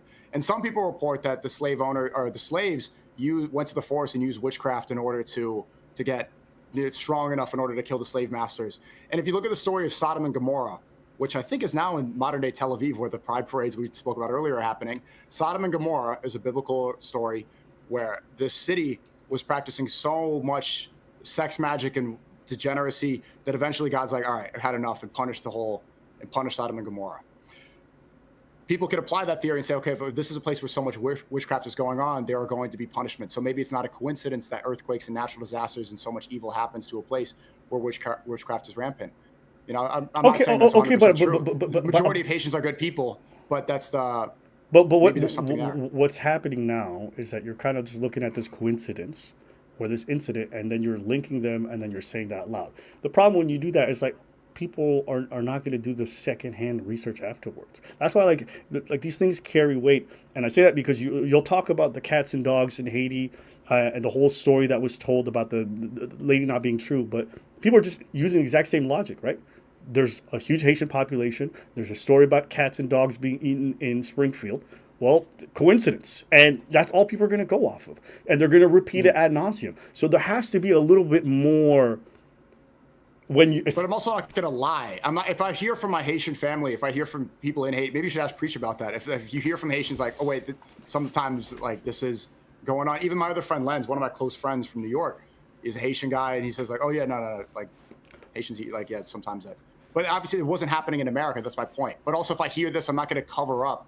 I'm not a liar. Well, no one's asking you to lie, but I think if you don't know something, don't confirm it. If my friend says this person raped somebody else, I'm not going to repeat that publicly without actually knowing. I'm not repeating it as if it's factual. What I said in that clip was my cousin told me that Haitians eat cats. My friend told me that Haitian cat. My grandmother told me that Haitians eat cats in Haiti.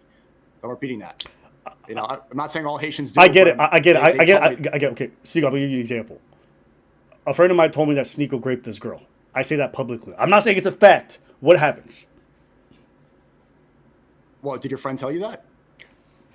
It's a hypothetical, but I'm asking you because a lot of people. Well, in that hypothetical, did your friend tell you that? Yes, my friend told me that, and then I repeated. Then you're telling the truth.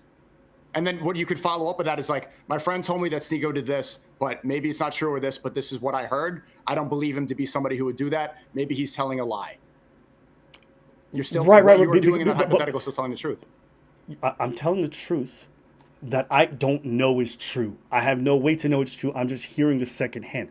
But the implications for the person, so implications for you, after I go on my live stream and say, I heard Sneako raped somebody, is that people are going to be coming for you afterwards. Well, I also saw videos ever since the gangs have now taken over Haiti. It's an unsafe place. I've seen videos of that happening in Haiti. But it's not happening in America, but I've seen it. You've seen earthquakes. Well, maybe the video's AI, perhaps, but you've seen what you've seen earthquakes start after voodoo? Not earthquakes. I've seen like videos of like cats being fried and stuff happening in Haiti. But my point was that the story that Trump was spreading, it wasn't happening in America. That was false. I think the point I'm trying to make is that a lot of these places have bad PR, and I feel like sometimes people just talk very loosely, and I think they add to that, and then afterwards they'll be like, "Why are we viewed a certain type of way?" But like, folks end up playing into a lot of these things, and you know, people will sometimes ask me like, "Is Haiti like this or Haiti like that?" I can speak about what I know. I'm not going to just go off some rumors and then repeat that, one, because we already get enough bad rep from media that does it intentionally. And then secondly, because I have the color of skin and because I visited, people are going to take me as a bit more of an authority figure. The same way you're one of the few content creators that speaks about Haiti. So I'm just saying, if it's a place you care about. But I'm not going to run cover it because no one's asking to run cover. I'm not lying either. I'm not telling you to lie. I'm just saying, if you're going to speak on it, speak on what you know. That's all I'm saying. Okay. That's what I'm getting. Completely fair. This is my friend Lenz. Okay, Lenz, where are you from? I'm Haitian. I'm from Haiti. Okay, you're from Haiti. When did you come to America? I'm on speaking about Haiti with Abba right now. We're talking about the cat situation. Okay. Okay. Obviously the story that Trump spread around in Haiti about cats and dogs was false, but what can you tell me? You grew up in Haiti. What can you tell me about the cats and dogs or the cat stuff in Haiti? It's actually real. Can you explain a little further? Like there are certain parts in Haiti where people actually eat cats. It's real. It's not a. Okay. But the thing that happened in the States is it was not. it wasn't real. Okay. Yes, exactly. Can I ask this guy one? Abba speaks Creole. Can you speak a little Creole to let's get some proof that you're Haitian? You guys. No. I mean, I'm not Haitian. I speak Creole. I want to ask him a question. Abba. Yeah, For the people watching. Your question. I want to ask a question. One second. Can I just ask him a question? Let me turn on my speaker so we can hear you. Hold on. So Give me a second. my one question for him is. Hold on. Speakers. 1 second. Speak. Okay, yeah. So my question is, do you think voodoo works when people cast these spells and stuff? 1 second, Lens. I'm switching the output. Hold on. No problem. So he asked. Talk one more time, Abba. So do you believe voodoo works when people cast these spells? Okay. So he's saying he can hear now. Is he saying is voodoo real? Lens. Is voodoo real? Yeah. Well, voodoo is real, and voodoo exists mainly. Like, if you go to Africa, they have the real voodoo in Africa. Yes, it originated, from them. Us Haitian, we have it, but it's not where. If you really want to know what real voodoo is, go to Africa. Okay. Go to Benin. Okay. So my question for you is, what can these voodoo practitioners do to people? Give me an example. I think we have a very narrow understanding about voodoo. They could heal people. They could heal people. They could also, hurt people as well. It's the same way when you think about it, right? Let's say somebody's walking down the street. You say, "Oh, I hope God, does something bad to you." And it's the same way that voodoo is used. Like, they use it to do something bad to somebody. The same way you could use it to kill people, you could also use it to help people. In the same way you could pray for somebody, it's the same way you could wish harm upon somebody. And that's the whole perspective of it. Okay, I'm good. You can take me off your speaker. What do you say, Abba? I couldn't hear you. You can take me off speaker. Okay. Thanks, Lens. I appreciate it. Merci beaucoup. Bye-bye. So. Let me switch back. And 1 second. My apologies. Go ahead. So the reason why I asked that question. I'm still on speaker. Yeah, sorry. Oh, Output device. Yeah, here we go. Fix. good. All right, cool. The reason why I asked that Yeah, question we're all good. Yeah. is my experience. Listen, whether the cats and dogs thing is real, I don't know. I have a hard time, even being from Ethiopia, when someone tells me, "Oh, this is a thing that happens here," or whatever. My experience growing up in Ethiopia is like, word of mouth happens. People heard it from someone else, and then they heard it from someone else. And by the time you heard it, it's like seventh layer. Like, nobody, or very rarely do people say they saw it in person. They say that my family, I've been. It's always like that. And the reason why I brought up the voodoo thing is that's also another example. Like, sometimes people tell me, like, yeah, they're casting spells and they're fucking cursing people and it works because then they fall dead. Like, guys, if voodoo really works, every government would be using it to do assassinations, okay? I'm sorry, but a lot of this stuff, I'm not buying it. Well, you could argue they do. I mean, you could argue that, like, Israel, for example, is... I'm sure the U.S. State Department has invested billions in dollars in voodoo practitioners. But my point is, I don't have factual discussions about what happens here or there with a lot of folks because most of it is third-hand accounts that I've heard, and then all of a sudden it just becomes true. And this happens with a lot of situations or a lot of facts that we take as true. So, at least me, if I'm looking at a place that... This is not a first-hand account. I mean, he's from Haiti. You could be from... I'm from Ethiopia. Does everything I say about Ethiopia become true? Do you think I've seen everything that happens in Ethiopia, including the remote parts? No. I can promise you... I'm not saying... But all we could do is use evidence as we have. Like, and what's a better example than using somebody you know from Haiti? I'm saying that that's not evidence enough for me to go online and then repeat something like that. That's just me personally. I'm not going to say, yeah, my friend is from China and he says that he saw all the Chinese people eat a bunch of lambs as soon as they fell from the sky. He said he saw that. And I'm just not repeating that. That sounds a little bit fantastical. It sounds a little bit extreme. Why do you believe in Dubai, like people pooping on each other in Dubai? Because I have literally seen the conversations, I've seen the exposés, I've seen all that stuff. So there's actually investigative work where they've exposed people. For me, I would not just repeat it, yo, fucking, I heard it in Dubai. No, I've actually seen the evidence of it. And I think the problem is, like, let's say The evidence is what? The evidence is that they hear it from people? no, the evidence is that there's actually people who pose as Dubai folks, got videos involved. There's actual videos that were released from there. That's the same thing about the cat situation. I've seen videos of it. I've heard firsthand accounts. Okay, so if that's the case, if you have real credentials, that's fine. Earlier, all you said is, I heard from a friend. That's all I heard. Or I heard from my cousin. And I just spoke to the friend, and I heard from my cousin, I heard from my grandmother. I've know many Haitian If you've seen the videos, the point I'm trying to make is when you say something like the earthquake happened, potentially because of voodoo, or it's like, well, are there any other explanations for why? I guess what I'm scrutinizing is like, what is your method of repeating things online? Like you say, there's weight and influence, and you're like, people should talk about these things. I'm like, great. If you feel like people have influence, isn't there a responsibility with how you engage with this stuff, especially about places that already get bad PR? That's what I'm trying to raise to. Yeah, I think that's what it's really about. You see, rightfully so, you see Haiti get so many attacks. Why add on to that? Why spread more negative stereotypes? But my method, it's not that I'm here trying to do PR for anybody. I'm just telling the truth about what I know. And I see the same thing, like I see that identical to the Dubai poop stuff. Like you haven't seen anybody actually shit on a girl in Dubai, but you've heard about it from enough people. No, I think what I've seen are actual text message threads. I've seen people posing as a Dubai recruiter. I've seen videos on recording sent to that person talking about what they wanted to do. I've seen the whole flight logs. There's a lot of actual evidence that goes into knowing what's going on. There's people who literally told first-hand accounts of what they went and did and then showed their receipts of actually having been there. That's a completely different standard. If you got interviews with people saying, I did this or I did that, that's different. I understand you're trying to make that analogy. I feel like they're different, but I just wanted to raise that 1.2 in regards to Haiti. I want to, from there, let me see here.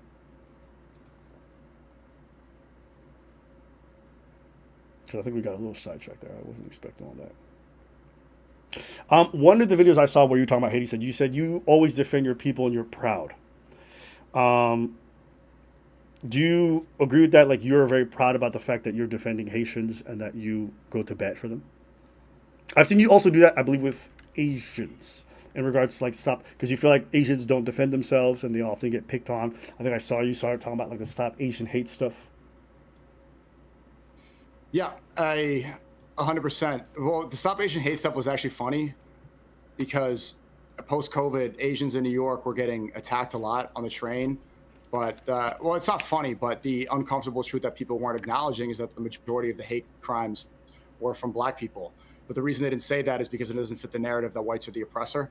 And so people were, I would go to these Stop Asian Hate things, and because old Asian ladies were getting attacked, getting pushed into the train tracks, but they weren't talking about like that it was mostly black people doing it because they didn't want to seem like they were racist, which was, I'm able to point it out because I'm a lot of different races, and I don't get criticized or scrutinized for being racist as much as other people, and I won't get silenced that way.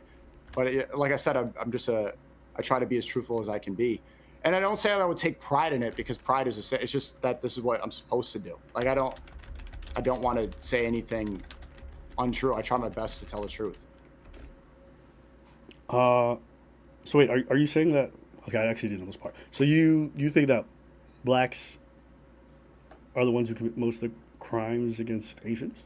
Most of the crime during the Stop Asian Hate post-COVID, most of these attacks were it was like majority black people, but they weren't discussing it. When they were saying Stop Asian Hate, they were acting like it was all right, but it was majority black people doing it because, if anyone lives in New York, I don't have the stats right here, majority of homeless people and stuff, like if you go on the train, the crackhead, stuff like this, it's like, it's clear who, like, let's be honest for a second. And people can't have that conversation because they don't want to be called racist, but that's who's going to be the one pushing a lady into the train tracks, is a crackhead who's homeless in the train station, who's the majority of people doing it. I mean, if you look at all the videos. Can I ask if what you're saying is true, that black folks are doing that? Let's say hypothetically it is true. What are the implications of that, and what's the problem there? What do you see as the issue, if that's true? That maybe there's a bigger problem over here, like maybe that the crime is not being addressed, or the black homeless rate and the black drug addicted rate in New York City is not being addressed properly because people don't want to be called racist.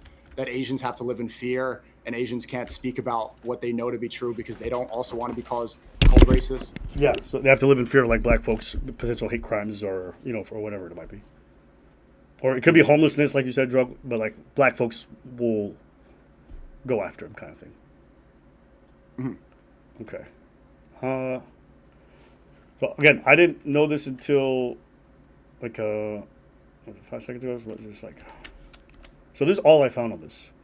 It says, and I'll put it up on the screen so you can see it. I'll pull it up on the,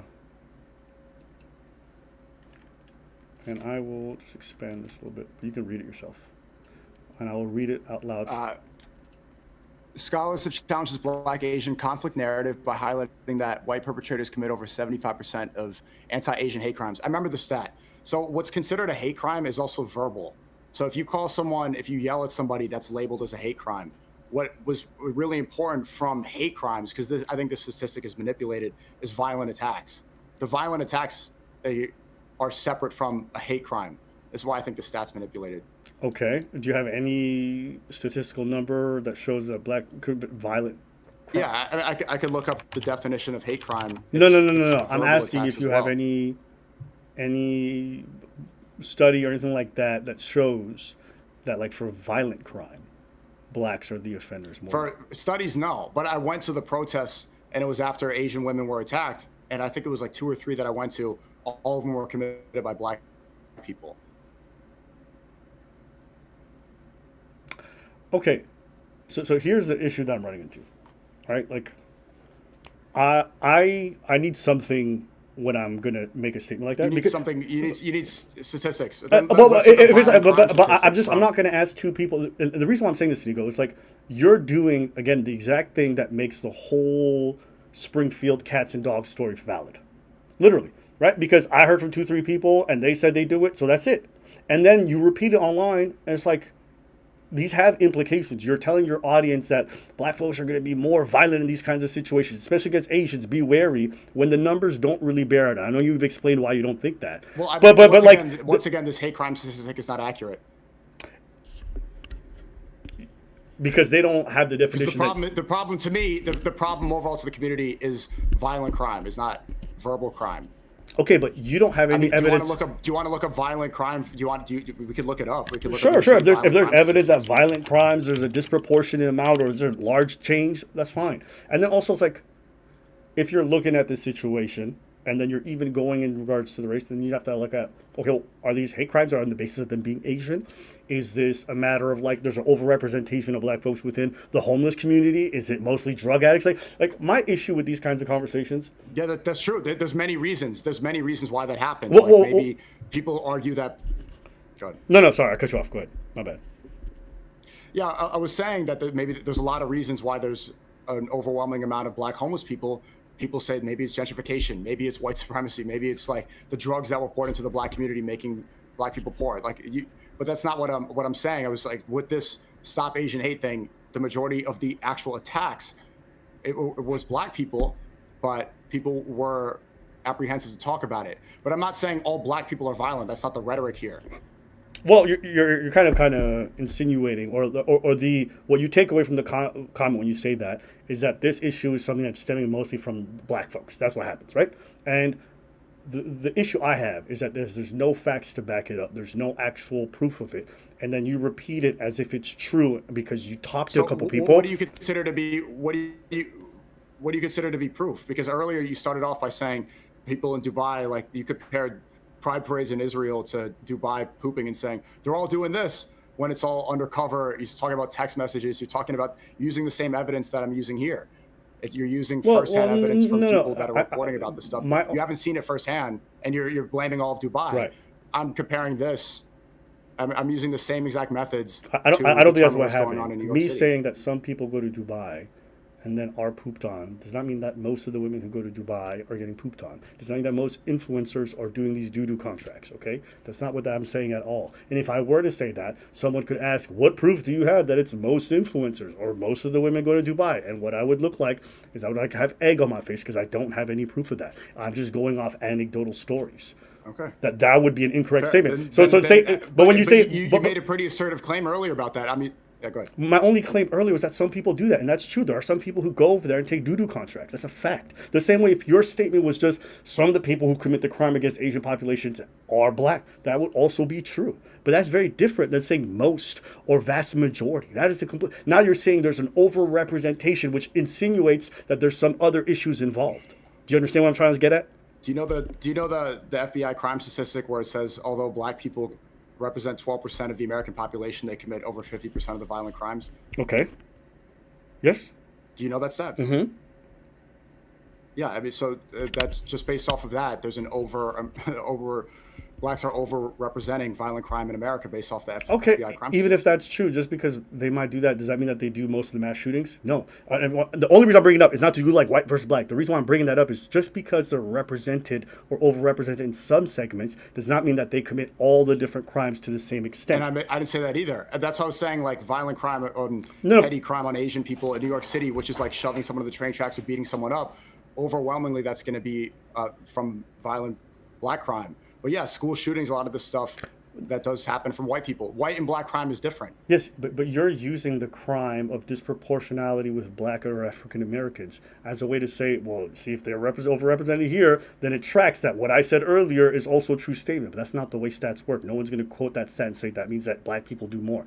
You're misusing that stat number. That's one. Two, even when we get into stats, I think it's always good to know these different markers, but you have to break down the markers even beyond that. That one number in isolation does not tell you the entire story. So, are we pulling things up? Hold on. Just one second. I have to change my stream if you're going to pull something up. One second. Let's see if that fixes it. Do you see this? This is in 2018, Asian on black violence was 0.1% of violent incidences against blacks. Black on Asian violence was 27.5% of violent incidents against Asians. Asians make up around 6% of the population. Blacks make up 30% of the population. So overwhelmingly... Hold on, I have to actually see if I can't see this. Sorry, guys, the stream's going to be a little fucked up for a second. What am I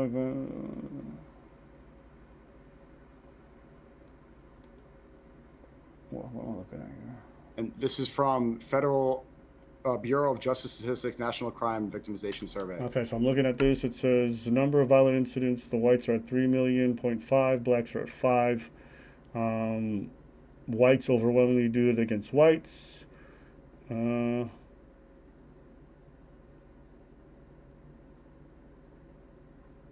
27.5% is overrepresentative of, if they make up 13% of the population, that's an representative statistic. It overrepresents the amount of, it's disproportionate. Okay, you should make up around 6% of the population. Okay, yeah, I'm not disagreeing that there's differences in these numbers. I don't know what that has to do with the number that you had earlier.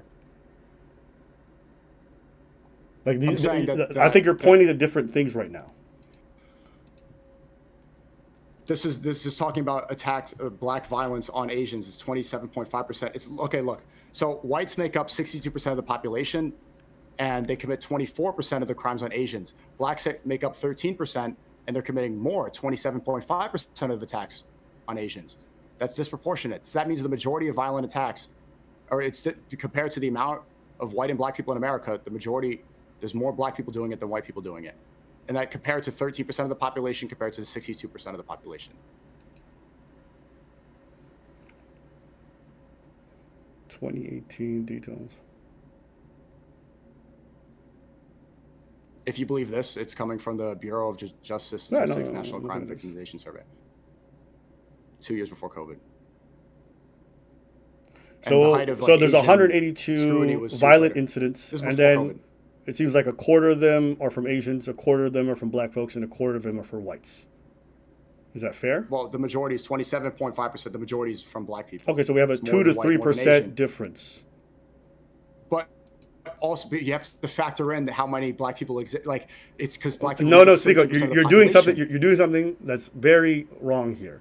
Your first statement, I'm going to repeat it to you. This was your first statement. Your first statement was this: vast majority of violent crimes against Asians are done by blacks. Then you show me something that shows that blacks only could do a quarter of the violent crime. You've literally contradicted your initial statements. No. Majority right here. It's a slight majority. That's not vast majority. Vast majority. Okay, sure. So then slight majority, not vast majority. I stand corrected. But this is 2 years before COVID. And What was there? Was there a spike at COVID? Did they all of a sudden triple everybody? Yeah, that's what Stop Asian Hate was about. There was more crimes committed against Asians, especially in New York City, after COVID, because they were blaming COVID-19 on Chinese people and Asians. Okay. So this is okay. not even Okay. So go to the imagine how much more no, it's no, going to be. Go to the National Crime Survey and then pull up 2021 or 22, and let's see that spike, and then you should be able to confirm it. Because your number does not your number does not agree with your statement. Again, these are very That's different. Majority. I mean, I guess so. Then slight, not vast. One, there's a majority, and two, it's coming. I don't know. You're not factoring in the fact that blacks, it says here, are 15% of the population, and whites are 62. Just based off that, that's far more. So, do you understand how the ratio would work? If you're now going to a per capita conversation, that's a different one. And we can have that conversation, but that's not what you're talking about. When you claimed the fact that you claimed wasn't true. Now, if you want to have a per capita conversation, that's a different thing. Is that what you're talking about? Well, even without that, it's still a majority. Okay. No, it's not. It's a minority. A majority would mean that it's more than 50%. It's more than white people. It's more than white people. I mean. Okay. So this is probably a second issue. The words you mean don't mean what you say. When you say these people, no, hold on. If you say no, people, sure. It's important because when people are hearing this, they're understanding something different than what you intend. If you want to say black folks commit some of these crimes and it's a little bit more than white folks, that's fine. You can say that because that's what's true based off the numbers you gave me. That's not the same thing as the majority. Okay. So more black people are committing most of the violent crimes against Asian people. No, the statement would be, well, I can answer you. So I want to hear what you're saying. Black people are the group that may committed the most out of all the other groups. The most is not black folks. Do you understand the difference between those two things? Compared to they're on the top of the list. Yes, that's different. So here's a statement that is out of all races, black people are committing most of the violent crimes against Asians. Yes. Okay. Yeah. So there's a difference between that and what you're saying. What you're saying has a different implication than what you mean it. And also, what's the difference? If the difference is 2 percentage points, that's a very small difference. Right? Like the way you're speaking, this is how you spoke when you were talking about that Stop Asian Hate. You're like, yo, black people, vast majority of them are the ones who are hurting Asians. That's a problem. No one wants to talk about it. It's like, well, no, they're almost nearly identical to Asians and whites. That's the truth. So the narrative you're building is not accurate. While being, even though there's 1/4 of the population is black compared to white, factoring that in as well. And we could even bring up specific to New York City as well. So again, if you want to talk per capita, we can talk about that. But that's not the same thing. Like we have to understand that's a different thing. If I say, listen, the per capita conversation is a different one. I just wanted to explain to you that, like, when I hear some of the way that you talk, and like you say you care about these issues, I believe you. But the way you engage with it, when it's not factual or not, it's too hyperbolic. It's not just hyperbolic. It's like you don't do the research necessary. You don't say the right things, so you're saying things that you don't mean, or you're saying things that you don't even know are true, and people are just listening. And like I heard you earlier say that we have an influence. I agree with you that we have an influence. But if we have an influence, that requires you to do some due diligence, and I just don't feel like that's the case. Even in this conversation with some of the stuff that you're saying. And like the downstream effects of it, I know you understand because you talked about how Haitians are marginalized. You talked about the dog story and everything. I'm like, I feel you. It's not fair that they're being scapegoated. But you are kind of doing the exact same thing in so many different ways. You'll talk about, I want to defend my people. And I think it's admirable. I love the fact that, you're down for, let me just make sure everything's fine. I love the fact that you're down for your Haitian people. You're down for your Filipinos. You don't want to see these people be abused. But I feel like the same way you don't want them to be abused, like you engage in a lot of that for others. Right. I see what you're saying, but I don't think you're seeing the bigger point, which is that the majority of people, or I think so many people that were at these protests and part of Stop Asian Hate, they were not looking at the fact, or they were acting as if it was proportionate, and it wasn't. It was disproportionately black people committing those violent crimes. And I was pointing that out because people are afraid to speak about that because they don't want to be called racist by looking at statistics. I agree. I don't like. Here's my thing. When I talk about crime, right? I don't like that people are like, black people have no problems. Never. It's okay to have that, but if you're also honest, Nico, a lot of people don't engage in this conversation in good faith, especially on the right wing side.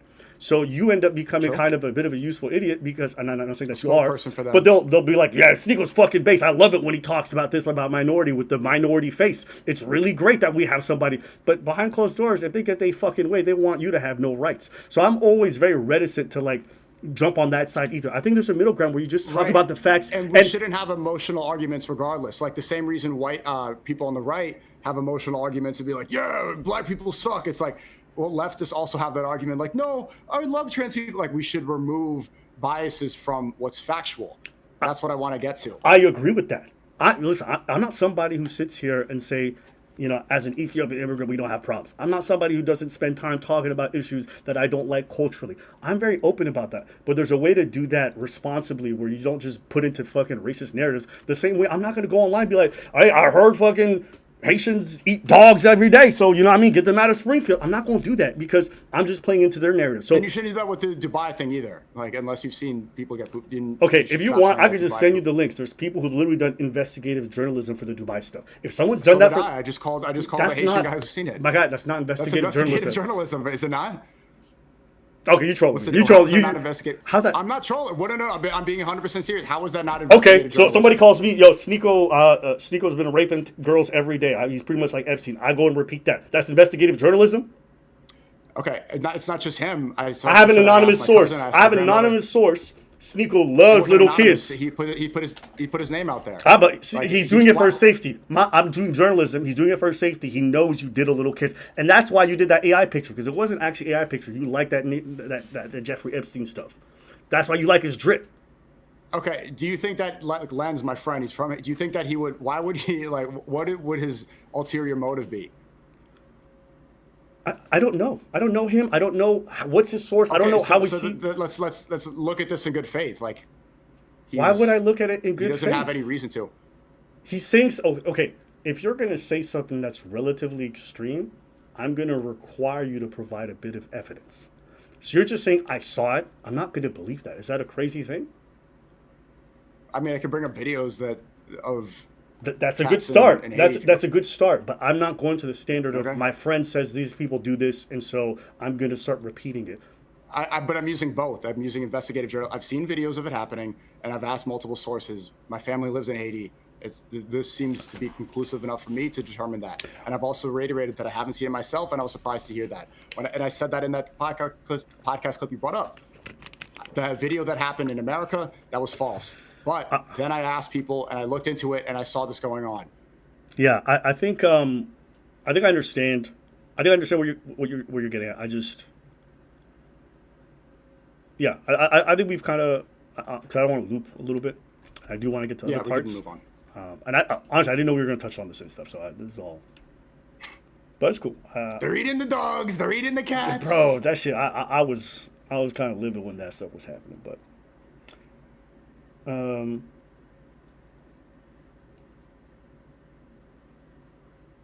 Okay, I want to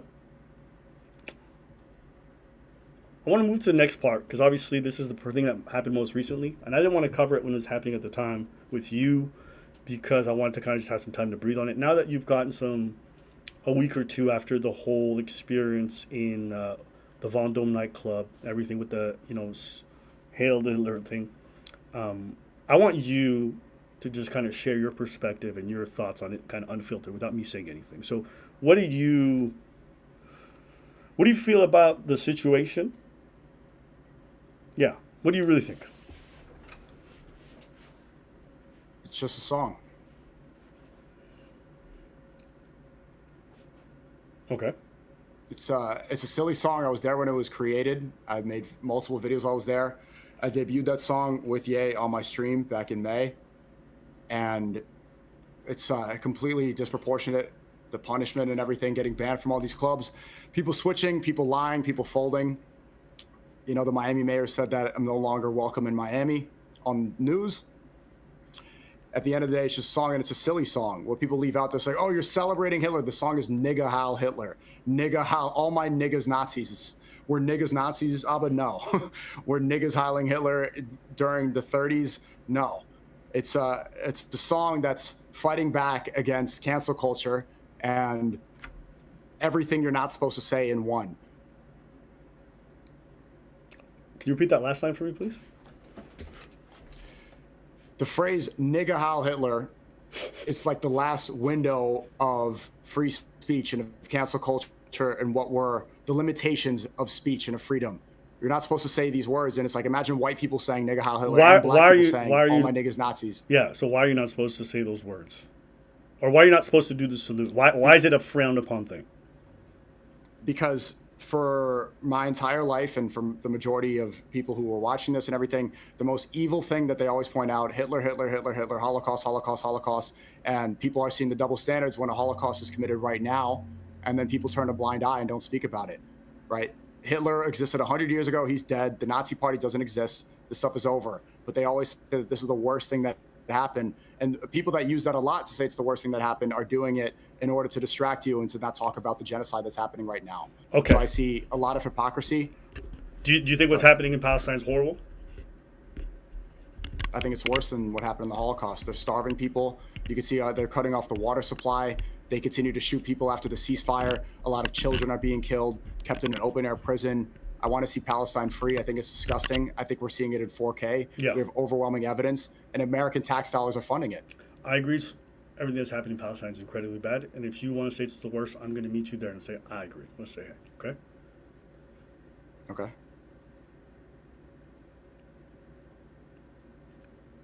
If Palestine to you is a 10 as one of the worst things that's ever happened, where would you put the Holocaust? I mean, I don't know. I wasn't alive. I didn't have that. From what you've read. From what you've read. From what I've read. Yeah. How bad is it? Yeah. If I said it's very bad. Okay, so again, I put the Palestine thing at a 10. Where would you put the Holocaust? 6, 7. 6, 7. Okay. So a pretty horrible thing that happened. Millions of people died, right? Horrible. Okay. Mm-hmm. So you see the hypocrisy and how people don't seem to really care, or a lot of people don't seem to care about Palestine. So what benefit is that to do a symbol that, you know, you're swearing allegiance to? That's what the symbol means, okay? So the symbol has meaning, and so does the line, but it's swearing allegiance to the supreme authority, right? The man who committed this and did a lot of other horrible things during World War II, right? How does that benefit, or how's that help? I disagree. I don't think it's swearing allegiance. It's saying "nigga Heil Hitler." "Nigga Heil Hitler" was not swearing allegiance to Hitler. No, it's not. Plus, he's dead. You can't swear allegiance to somebody who's dead. I mean, I guess you can. That's not true. The movement still exists. You know, there's still Nazis today. There's still Does it? Where are the Nazis today? I mean, we have to argue that the modern day Nazis are the people in Israel. I think they embody, if you look at the Epstein files, Epstein embodies racial supremacy. He thinks that everybody else is goy. He clearly works for Israel. Netanyahu's committing a genocide. They're using it to displace people. That is the modern day Hitler. These are the modern day Nazis, if you're going to compare it and say that. But you're doing this like whole hypocrisy thing. Like, I don't disagree with you that Netanyahu's horrible, and we both agree. I just don't understand why you would go around repeating a symbol that celebrates another fucking murderer too. You know, it's like, oh my God. I don't agree it's celebration, because niggas weren't howling like it's. Well, you guys were. You guys literally were. You guys were though. You guys were doing that. You guys were throwing it up repeatedly and thinking it was awesome. I wasn't. I wasn't. Well, you have in the past. I'm not here throwing up. I'm not like throwing up salutes. Like, yeah, I've done it like honestly on stream as a joke. Like, if anyone thinks it's that serious, okay. Sure, then you can believe that, but I don't think you take my perspective now. Yeah, I don't think you think it's serious. I don't think you do. But it is a serious thing. You cannot think it's serious. It still is a serious thing. It is still a serious thing that you're normalizing. Yeah. The same way if you get a Nazi thing tattooed on yourself. Normalizing saying "nigga Heil Hitler." Yeah, it's normalizing saying "nigga Heil Hitler." Of course, yeah. The repetition of something normalizes where it becomes commonplace. And then for people who really do believe in this ideology, for fields, like when you see the president and he's out here posting racist memes, or he's talking about cats and dogs, it signifies things to people who follow him that this kind of behavior is normal. In that same token, when you do certain symbols and you engage with certain concepts that have meaning and then you repeat them, when they already have existing meaning, you normalize it, you make it more acceptable. I think it's normalizing saying what you're not supposed to say, because it's a paradox. It's like niggas weren't hiling Hitler. This is not a celebration of what happened in history. The music video, which I was working on editing, it depicts all black people with furs on. Nobody's doing salutes, and Hitler's not there. It's black people, like we're black, and they're all dark skinned. Were they Nazis? No, they weren't. I just got to push back, and the reason I got to push back is like you say that like it's not, it's none doesn't mean anything, and then you have interviews with Kanye with Alex Jones where he's saying, I think Hitler was awesome. I think he was a great person. I think he's a hero. I think he's a good man. He's saying all these different things. And these are quotes, right? So when you have that, like, we can't pretend that this just happened in a vacuum. This wasn't like you guys in the locker room and you were doing it for a funny laugh. It's been repeated ad nauseum. You see this whole rise in like neo-Nazis in general, but just these kinds of where I mean, you can look up the stats. You can see some of the extreme far right parties and the ones who throw up the salute, the ones who still believe in the Nazi ideology. Where are the Nazis of today? I haven't seen that. Just because they're not in prominence like they used to be doesn't mean that these are not movements and fascism and things like that are rising. These are things that do exist and that do grow. And I do think we are seeing a lot of this kind of racial and ethnic. Where? Oh, can you point an example? Where are the Nazis growing in today? Where are they growing today? Well, we had the Richard Spencer, we had characters like that. That would be like overt forms. And there's other folks who try to operate a little bit underneath it without having to be overt. But you're seeing that the racial tensions are rising. So these are all kinds of behaviors that are starting to move. But if you go to Europe, there's actually quite a lot of far-right parties who openly hail Hitler and do it everywhere. And they're proud of their Nazi ideology. This idea like this kind of fascism doesn't exist anymore in the world is just not true. And these are things that people are reporting more hate crimes. People are reporting more white Nazi, neo-Nazi ideologies in regards to some of these hate crimes. So these are things that are rising. This idea that this is just a I've seen some of those protests, and I think it's been proven. A lot of those, maybe we're looking at different videos. A lot of those were just Fed jackets. Those were feds trying to get people to see who's going to join up so that they can silence them. Right? A lot of those, they'd be like, "Oh, hi, hello in the public," and they'll have red masks on. They're completely organized, and you're like, "Wait, is this really a Nazi group, or are these all Fed psyops?" You don't have to be a full-on Nazi to be leaning off in that direction. And I know you don't view him that way, but to me, I view Nick Fuentes in that direction. He's somebody who wants a white power structure. He's someone who would prefer that white folks are in charge of America and wants to maintain their control over the power. White majority. It wants it to be. He wants to lower immigration and keep it as a white majority country. Right. He just doesn't want white majority. He also wants a white power structure. When he talks about positions of power, he clearly states that he wants white folks to be in those positions for the most part. Which is, that's how America was created. You can kind of see that because America is no longer the world power it was. And it started off as a majority white country with white people in charge. Right. You can understand his perspective that with too much immigration that things are changing and there's no longer a core sense of what America was. I completely understand wanting some sort of immigration, but limiting the amount of mass immigration that's coming in and wanting to maintain a white majority and keep immigrants to come in, but they have to assimilate. And that you're seeing less of that now, where people only show pride to the place they were coming from and don't show pride to America. America's losing its sense of identity. Do you agree with him? Do you agree with his worldview and what he wants? America should remain a white majority country? Yeah, and also that white folks should be the ones in power. That white should be the ones. No, not necessarily that white people need to be the ones in power, but I understand the necessity for pride in this country. Pride is a sin, but to keep some sort of, America is going to survive, then you need to keep people in this country that want to live here, that assimilate, and that are waving the American flag and not flags from other countries. Okay, but that's not what I'm getting at. I don't care about white pride. That's not what the core. He's not a white pride activist. He's a political pundit who actually is part of a political movement, and they want to effectuate political change. So he advocates for a white power structure in which whites are the majority of those in charge. That's what his words. So I'm asking you, do you agree with that? Do you think that's ideal for America, your country? My most important issue is getting rid of the parasite of Israel and AIPAC in our country. That's the number one most important issue, and his movement is the most successful movement at getting rid of that and has been pointing it out. That's why we work together on Yay 24. So Nick, Yay. I feel like you're dodging. I feel like I'm asking again. I'm not dodging. I'm explaining. I don't overlap with everything. I don't like you. Essentially, you know, he thinks it's important that America, he wants it to have allegiance to. I'm not going to misquote him or misrepresent him, but he thinks that he's a Catholic, and America started out as a Protestant Freemason country. The founding fathers were Freemason. So for this to be a Catholic monarchy, which I'm not saying that he's saying, that a lot of that stuff doesn't align with my religious beliefs and everything, but I think he has the most successful movement at maintaining America as a strong world power and getting rid of Israel's involvement using our resources and our tax dollars for their political gain instead of ours. I promise you this is not a gotcha, but you're definitely not answering the question, okay? And the reason why I'm asking is because it's a very clear stated goal and it has political implications, and so it's just a matter of like understanding how much of his worldview you might share for what he wants for America, the country you live in. So when he says he wants a white power structure and that he wants whites in charge for the majority of it, is that something? I don't agree with all his points, and I don't think. But you agree with that one. I don't ask all the points. I don't believe you do. I'm going to say this right now. I don't think you agree with Nick Fuentes on everything. Okay, so I'm stating that outright. I'm asking you if you agree with that.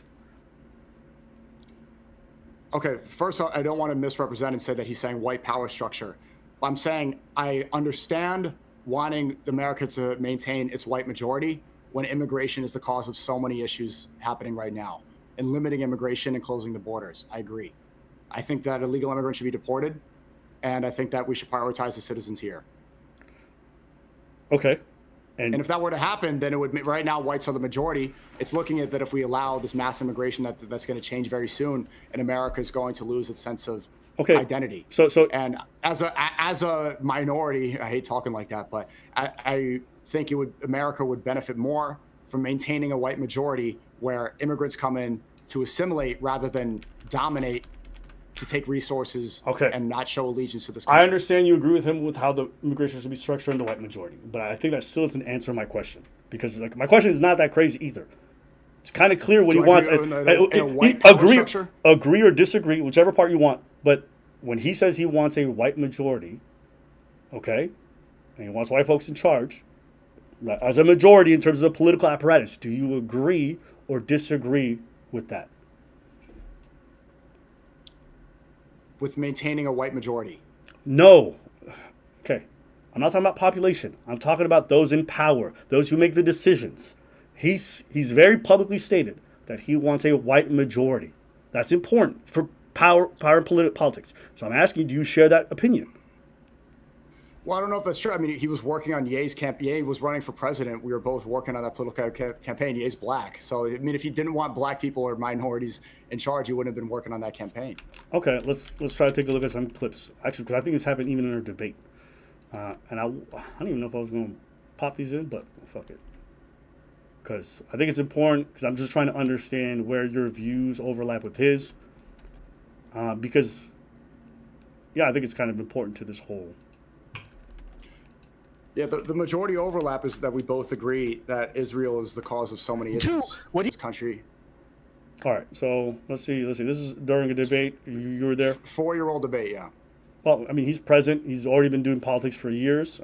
He speaks on it, and a lot of his goals are still stated in regards to the white majority stuff. So just take a listen.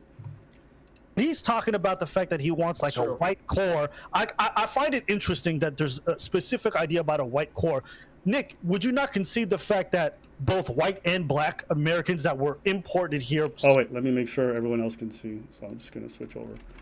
And then I will just move that like that. All right. Through slave trade are the genesis of this country and should have just as much hold. But I'm pretty confident that if black Americans had a majority core, you would not be okay with it, correct? Well, because America's not historically a majority black nation. But if it became one, but they have just as much claim to the country as the white folks, do they not? Well, I think as the people that are in America, yeah, sure. Okay, so let's say tomorrow they started overpopulating like crazy and then they became a majority. Would you be fine with it? He's out of here. Probably not, no. He's out of here. So why are you cool with that though, Sneako? Like, I understand, bro, Nick, it's a lost cause. It is what it is. But it's like, bro, Sneako, I think it's actually sad, bro. I think there's another quote just a little bit earlier in this debate. I'm gonna probably pop it in afterwards. But the reason why I brought up that example, and the reason why that kind of stood out to me, is like sometimes I'll hear Nick, and then he sounds like, I just want reasonable grounds for us to be keeping the white majority, keeping things good. But these are Americans; these are our brothers, okay? And the reason why I brought the Black Americans is like obviously through the slave trade, they were brought here, they invested a lot of themselves over dozens of generations. And I had the question in my head of like, if they have a claim to the country as well, and that they've put their blood, soil, into the country and invested themselves, then I think through a meritocracy or different amounts of choices, if they end up populating more, is that something that you would be fine with? And he says no.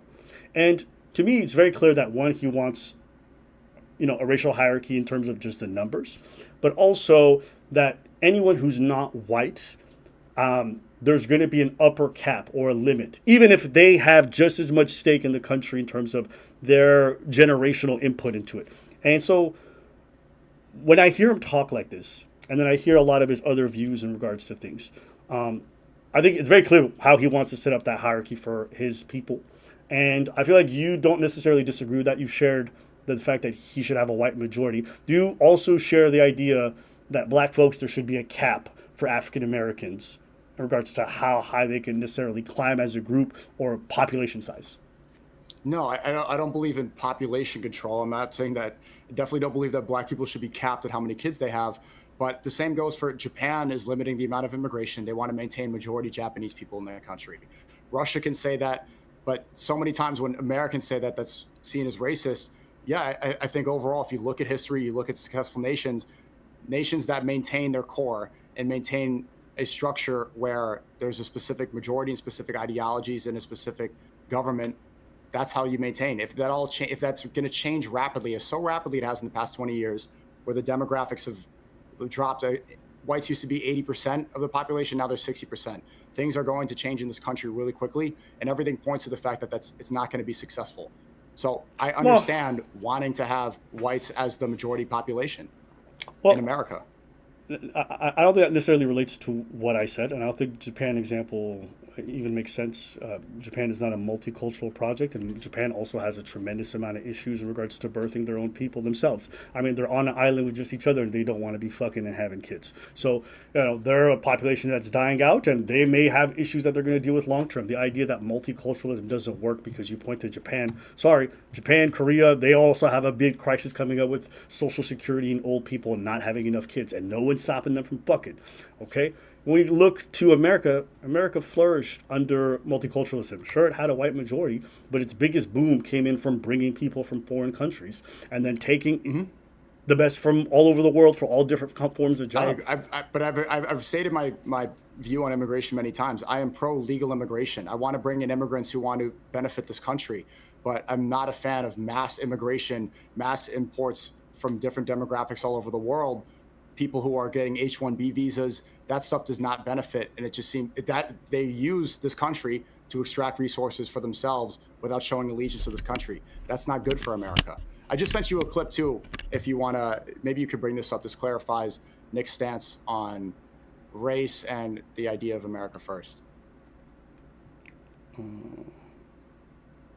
You sent it to me via Discord? Yes. All right, I'll pop it up.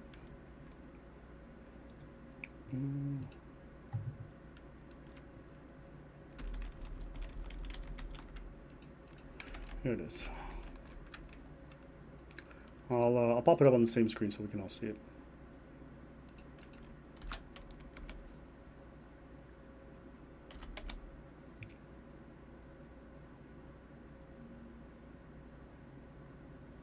All right. And this is a more recent clip. The one you showed is from 4 years ago. This is from October 30th, 2025. Get some backbone. Hold on. Let me just make sure everything's good on the stream.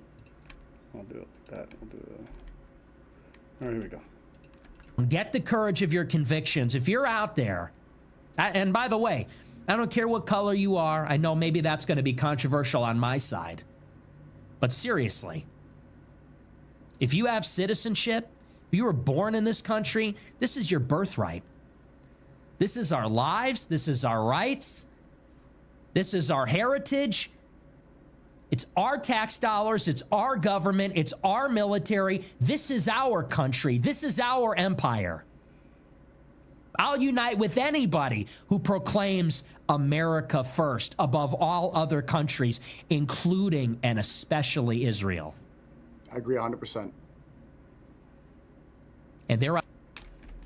Let me just actually get out of being full screen, because I think that's probably what's causing on the other side of this one, and they're wrong. They need to be put back in their place. Anybody who says that America should come second needs to be reminded your place is number 2. America's number 1. Anything else, it's not even number 2. It's number 100. It's America first, second, third, fourth, fifth. That's what we're about. There you go. Anyway. Okay. So what do you think that clip says? When you hear it? Saying that people here, there's a lot of different demographics, and we should prioritize our country when it comes to nationalism. If you're from here, you're born here, you have American citizenship, you got to put America first above all countries. And the number one issue is people showing due allegiance to Israel. Yeah. So he'll align with people who agree with that. I agree. You said, like, should we put caps on black people? Like, no, that obviously I don't agree with that. If it naturally happens that a different race takes up the majority, then there's no reason that there should be any sort of legal government infiltration to stop that, right? But I'm against mass immigration from different countries. And overall, like, I don't agree with a white power structure, but for a country to succeed, it does need to maintain its original core. And this country started as a predominantly white country. Yeah, I think that because a lot of these movements are going mainstream, they're finding great ways to obfuscate their true views in order to be able to be politically expedient. And I feel that when I see Nick, and I think I see that even with their current admin. When I see rhetoric of stuff like deporting American citizens because they committed a crime, and then oftentimes the way they talk about this is very specifically geared towards those of minority communities.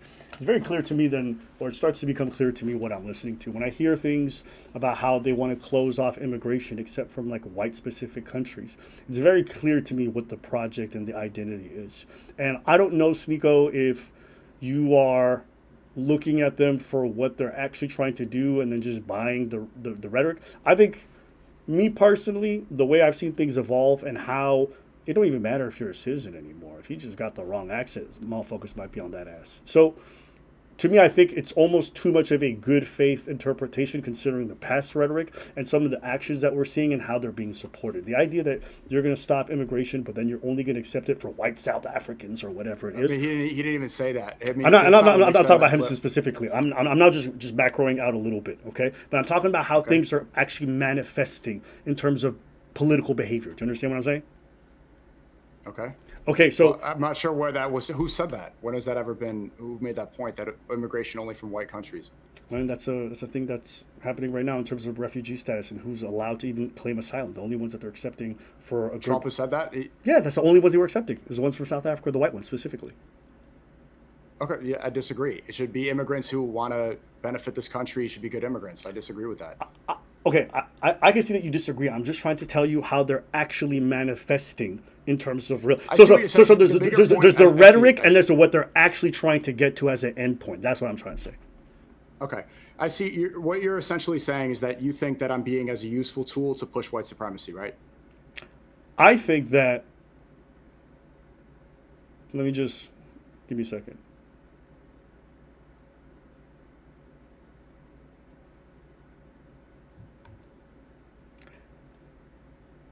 I think partially that statement, I think even larger than that. I think that, and I can say this even for myself, so if I even look at myself, right?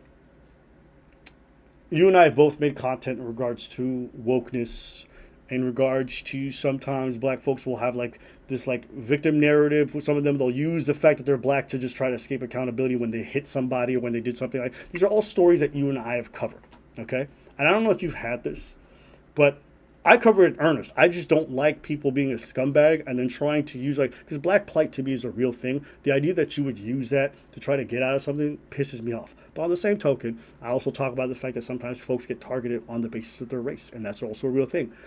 But when I cover certain stories or I do it a certain type of way, sometimes I'll attract an audience that's not there for the same reason I am. Do you get what I'm saying? Okay.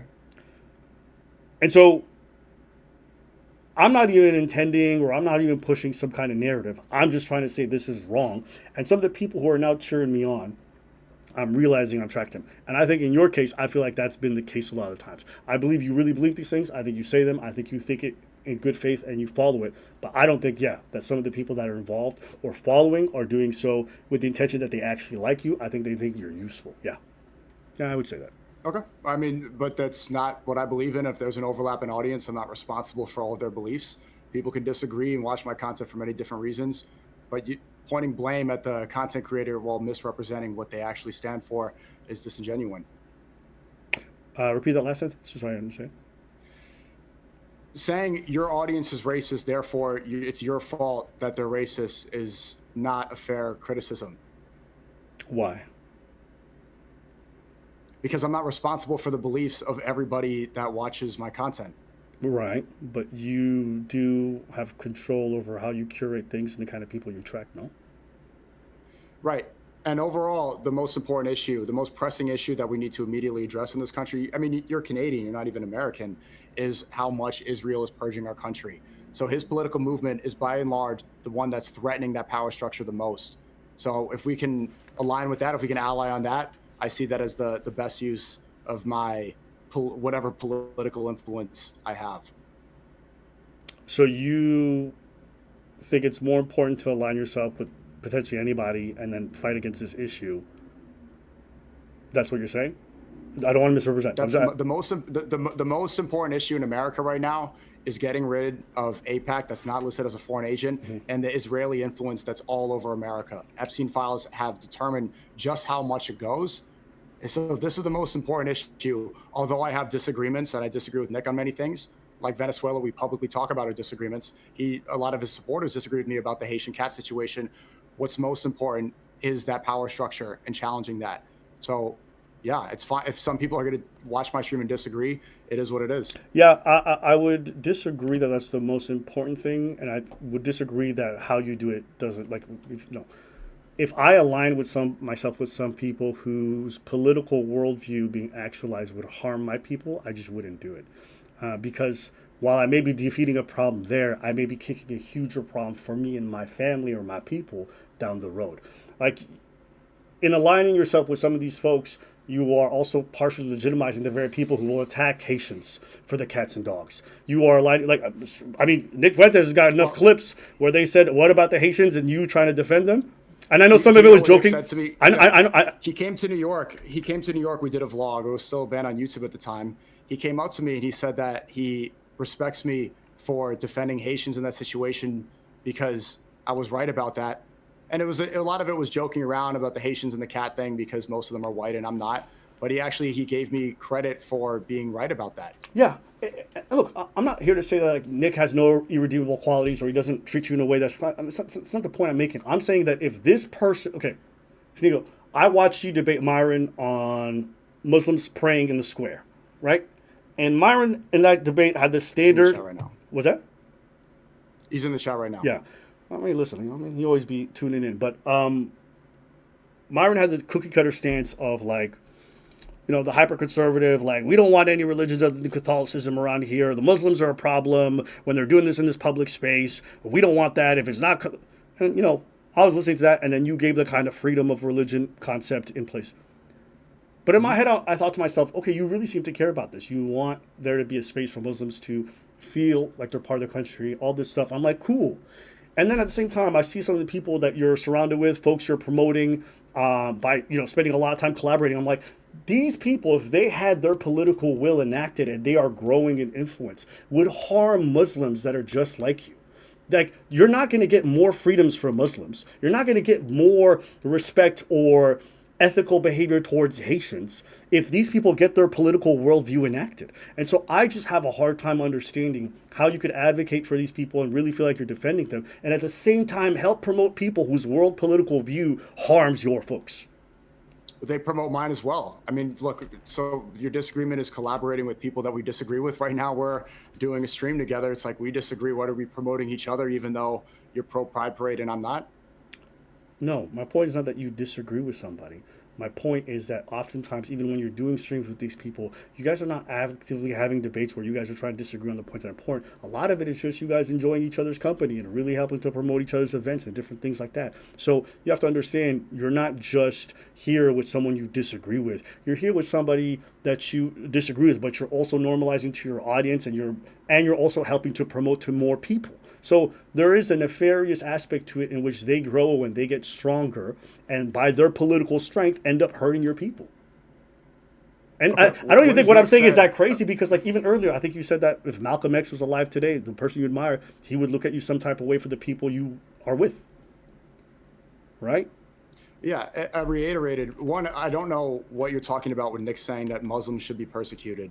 And two, the one who is providing the most amount of persecution towards Muslims is Netanyahu in Israel, who, I don't know if we both agree, controls America. They're in charge, and they have been ones pushing the propaganda, publicly saying they're giving influencers $7K to push this, right? Whenever they try to cover up for the genocide in Palestine, they ramp up the hatred towards Muslims. This is why the praying in Times Square gets amplified so much, to make people hate and to distract. It's a distraction technique. So if these people have done the most to make life for Muslims difficult, then if I align with Christians who also agree that this power structure needs to be removed, that is the best use of my voice. Okay, but aligning yourself with Christians on this issue is not something that I'm advocating against or have an issue with, or I'm even highlighting. I'm highlighting the fact that you're working with people and helping to make them more popular and more normalized, and that their worldview hurts your folks. That's what I'm talking about. I'm not talking about you aligning with Christians about the Jewish stuff. That's perfectly fine. But you could say the same thing about Nick Fuentes. Like they say, have the same criticism towards him. They say, a lot of them say I'm a brown clown. Sneako's a radical Islamist. You're amplifying him. Nick is far more popular than me currently, and we still collaborate all the time. But this is what the content is. You could talk to people that you disagree with. I'm friends with people that I disagree with. I don't stand for everything they stand for, but we can have an overlapping agreement, and we can speak about that. And I've debated about Venezuela. I've debated him about many things I disagree with. But so what you're saying is I shouldn't amplify people who I disagree. I mean, then okay, but we have a different content. No. That's not what I'm saying. I'm saying if you were becoming incredibly popular and advocating for Muslim positions, and we were seeing a surge of Islamic or Muslim-related positions and their advocacy groups and their power structure growing, I think that Nick would face an immense amount of pressure from people in his sphere forever associating with you. And I think it would be a political issue. He does get that. He does. You know how many people tell him that they should, I see this all everywhere from his associates, from his fans. They say that he should cut Sneako off because he's a brown Muslim all the time. And that I'm getting amplified, and that it's legitimizing what I believe in. Oh, I thought you were just getting... That's a very constant... Yeah, go ahead. Yeah, and I would say this. If he made the decision for the betterment of his people to decide to cut you off, then that would make sense to me, because it feels like it's congruent. I don't see a growing Muslim power structure, so there's no threat. So I think for him to actually remain friends with you doesn't actually threaten anything that he's doing. But on the other hand, it's completely different. If the groypers, or if the people who really align with the extreme parts of MAGA get to expand their powers, absolutely you're going to see things happen to Muslims in this country. And actually, in fact, well, you already saw it. Even with Israel-Palestine, who has legitimized Israel more than this Trump administration? They go out of their way to... Right. The America First movement, Nick didn't vote for Trump. He's criticized Trump so much, like heavily criticized the war in Iran, and the fact that he hasn't deported enough people. He's been criticizing Trump the entire second term. Yeah, yes, I think you're allegiance with Nick in that word. I was trying to explain to you that if you align yourself with, let's say, the MAGA folks for now, you can see how you... I don't. Hold on, just follow me.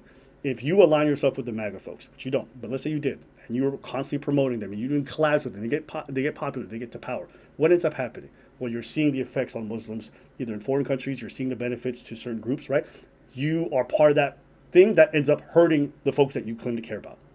In that same token, if his political movement gets to grow, okay, it'll be at the expense, it'll be into the benefit of white folks, but it'll be at the expense of black folks. It'll be at the expense of the Haitians. It'll be at the expense of the Muslims. They won't allow you the religious freedoms. They won't allow you the religious freedoms that you're asking. You think the Groypers are gonna? You think the Groypers are gonna allow for you? Do you think the Groypers are gonna allow for you to do your Muslim prayer in Times Square? Okay.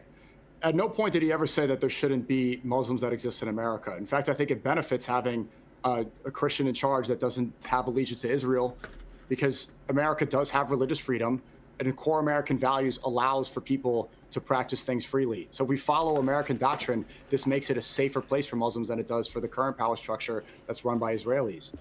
Also, I'm not a fan of division, right? I want unity. I want what Malcolm X wanted. I want Christians and Muslims to be able to coexist. I want Jews, I want everybody to be able to coexist properly. I think by not interacting with these people because I think that they have a disagreement with me, I think that stirs up more division instead of creating unity. If I want unity, then I should be able to communicate with people I disagree with, because Muslims are only 3% of the population and so many people have disagreements. But by having conversations and interacting, this is normalizing the unity that I want in the future. I'm going to ask a question. Do you think that if the Groypers managed to get to power, that they would be fine with Muslim prayers in the town square? Do you believe that? Yes. Okay.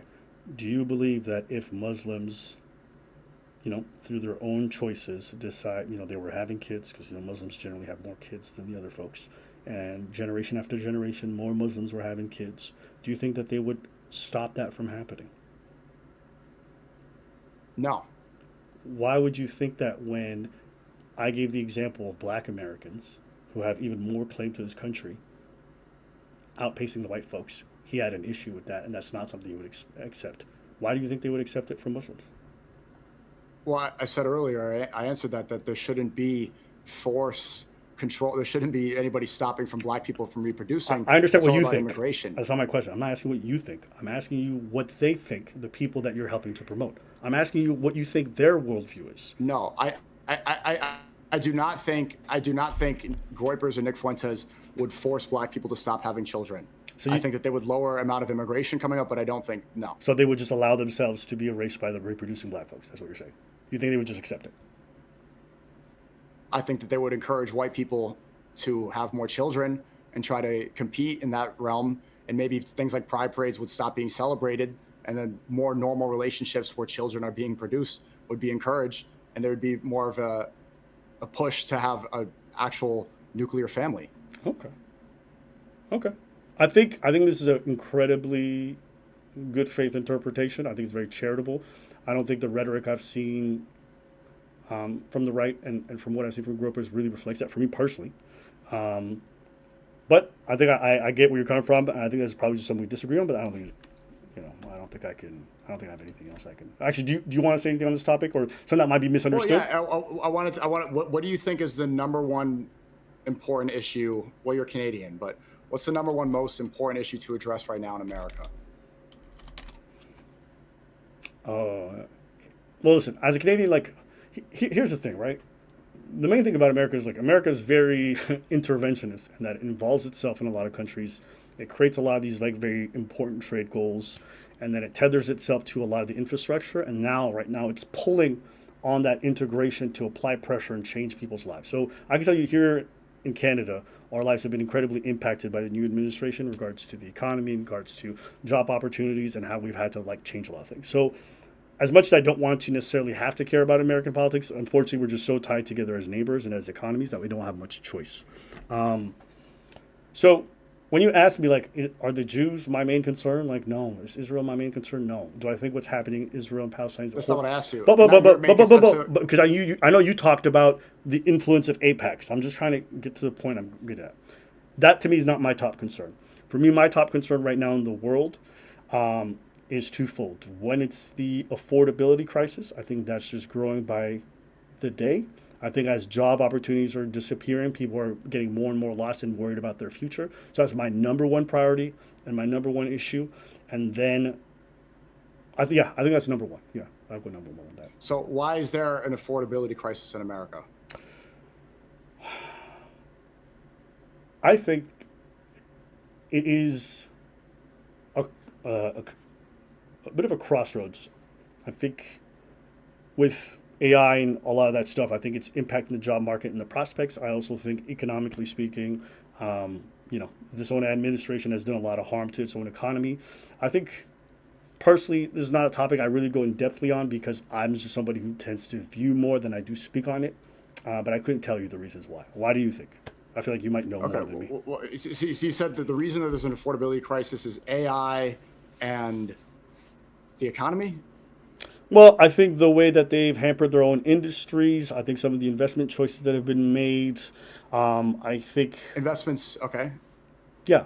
So I think, for example, the tariffs are a great example of things that have only hurt the world economy in general and America itself. I think you're seeing a loss of jobs. I think jobs now are completely down than they were almost a year ago, and they're still going down. So obviously the job market is just fucking in the toilet in that regards. There's a lot of uncertainty. It's so multifaceted in regards to the housing market. There's so many different things, but I personally just don't feel like the best authority on it. So that's why I just generally don't. I'm just asking what you think is the number one important issue. I mean, that's the number one important issue: affordability. Affordability. Okay. Yes. And so the reasons you listed were AI and investments, right? Like the spending budget, where our money's going.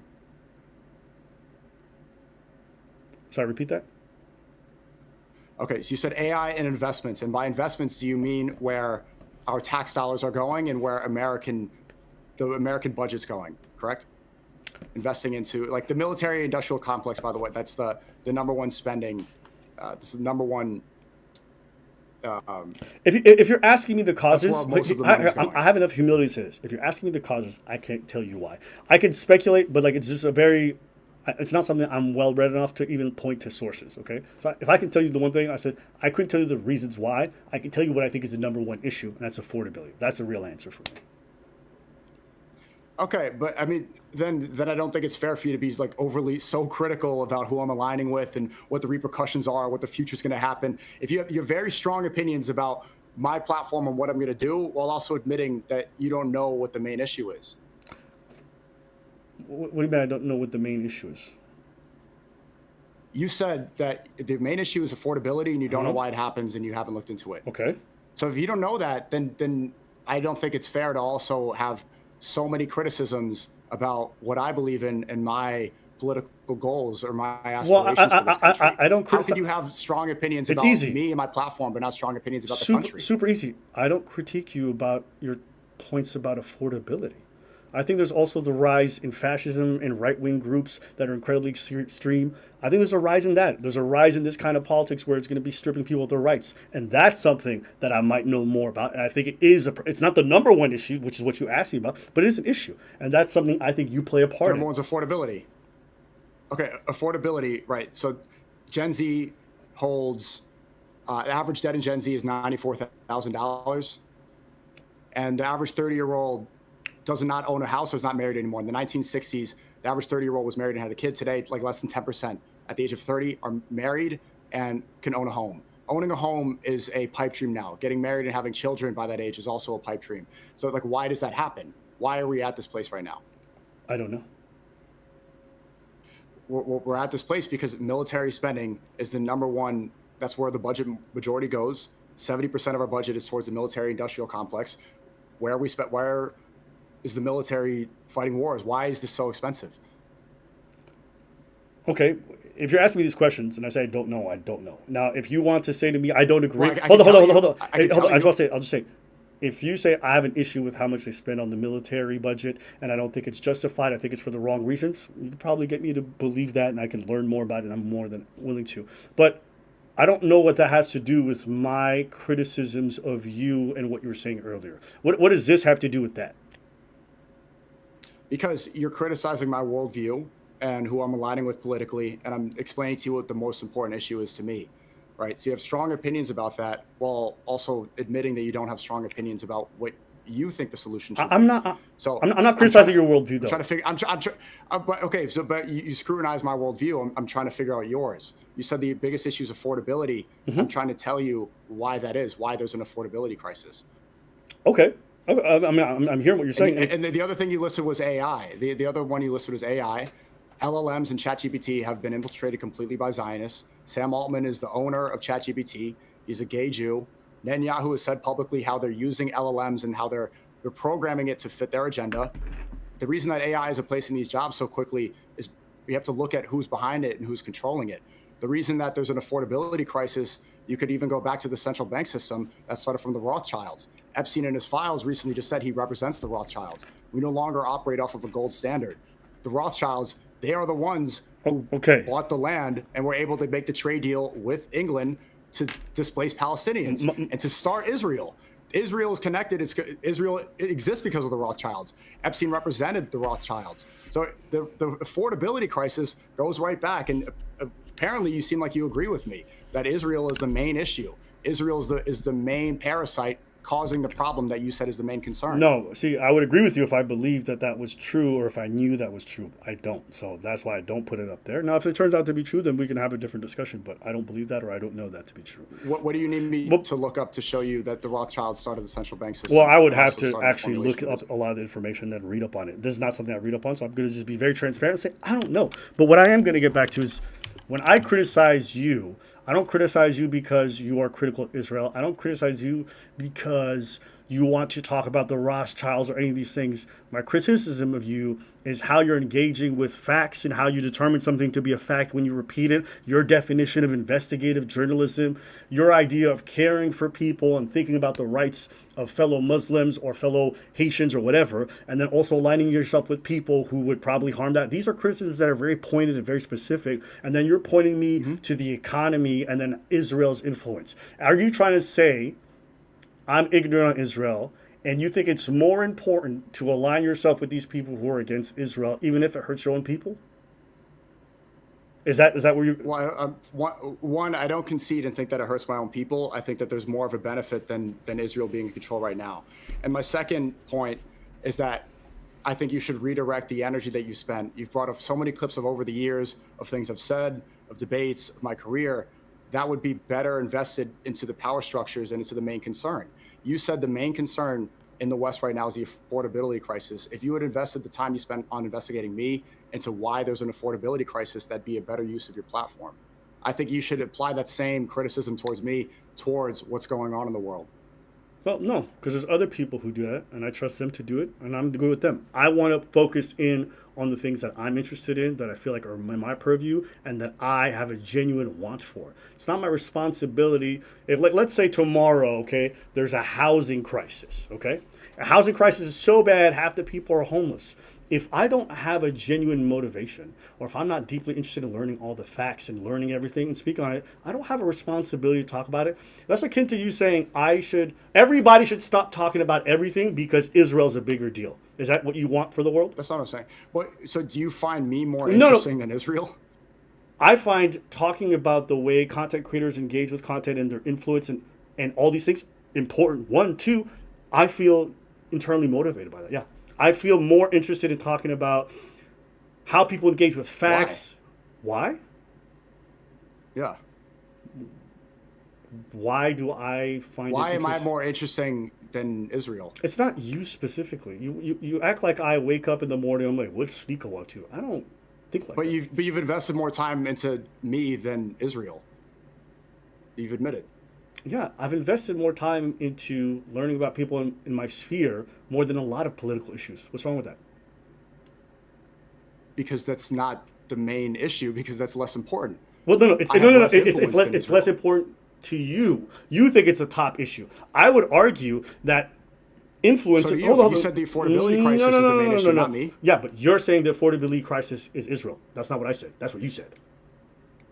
Well, okay, but you said the issue is the affordability crisis, but you've also said you don't know why that is. So you've invested more time into me than what you think is the main issue, which is the affordability crisis. Well, so therefore, there's two parts. There's two parts.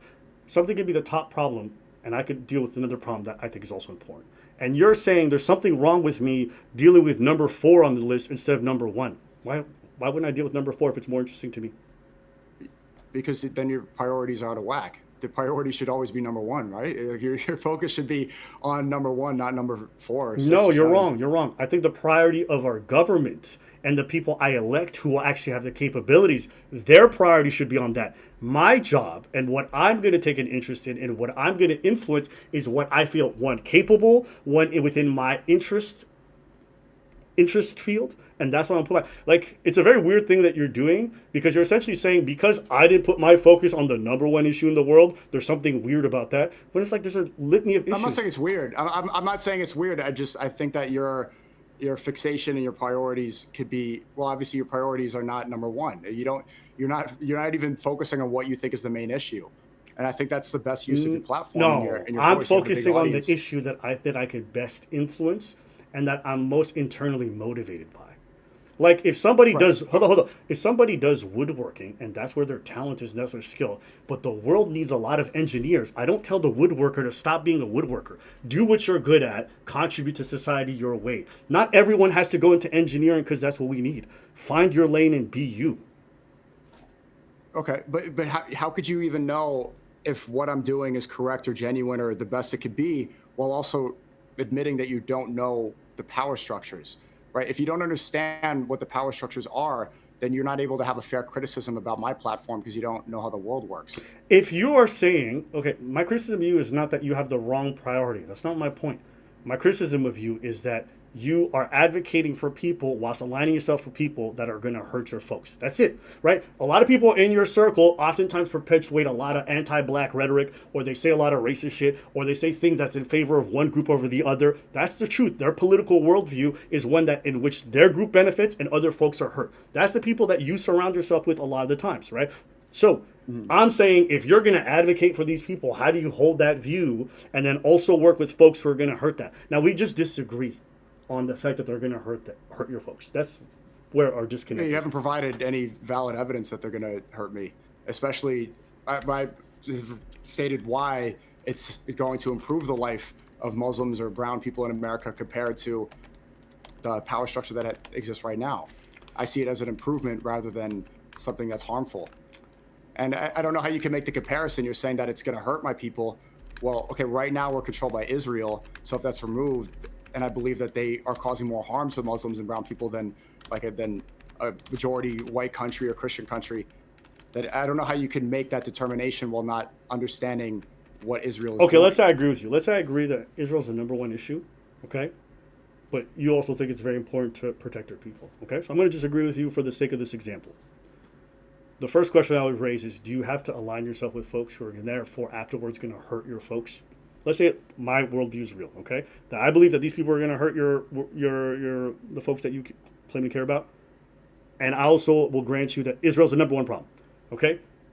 I don't think it's a completely crazy thing for me to say, first off, do you have to align yourself with these people, considering the after effects of them winning and getting more power is going to hurt your folks? That'd be the first question I would raise. And then if you're saying yes, then I think you could probably justify it, but you'd have to acknowledge the fact that it's going to hurt your folks. That would be the only way. I don't think you can, based off of what you described about the world, I don't think you can even fairly make the assertion that it's going to harm without knowing who's in control now. How could you insinuate that this is worse off when you're saying you don't even know who's in control now? If I'm saying who's in control now, sorry, what are you trying to get at? Yeah, how are you saying that this power structure is going to harm if you're also saying that I don't know who's in control and I'm going to vote for people that know better than me? How could you make the assertion that this is bad while not knowing what's going on right now? I don't know what's going on right now. I'm not following. You said you don't know why the Sorry, I'm sorry. I'm actually trying. So there's Yeah, you said you don't know why there's an affordability crisis and you're not going to invest time into doing that. But you've made the assertion that the people I'm aligning with are going to harm. You cannot confidently say that this is going to be harmful while also admitting you don't know why there's an affordability crisis right now. So you can't prove a negative. Okay, I'm going to answer a part of this because it's a part I do understand, okay? I know that if the extreme right or the groypers get in power, that for minorities and for religious minorities like Muslims, it's a bad thing. They're very open about the fact that they don't like these groups. They don't want them to spread, and they want to maintain their majority. So it is bad, right? You're eliminating people's freedoms, which in a country that should prioritize freedoms, you're already that. So it is inherently going to be bad based off the things that they want as a worldview. So I know that's going to be bad. Yes. Go ahead. Is that better or worse than the power structure that we have currently?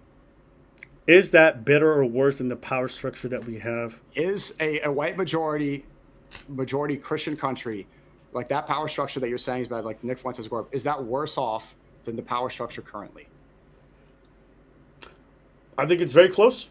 I think you can make certainly the argument. I think either way, whether you're going to be advocating for MAGA or the Groyper types, I think you're fucking over your people. Yeah, for sure. I don't think that's a hot take. Not fucking over the people. Yeah. No.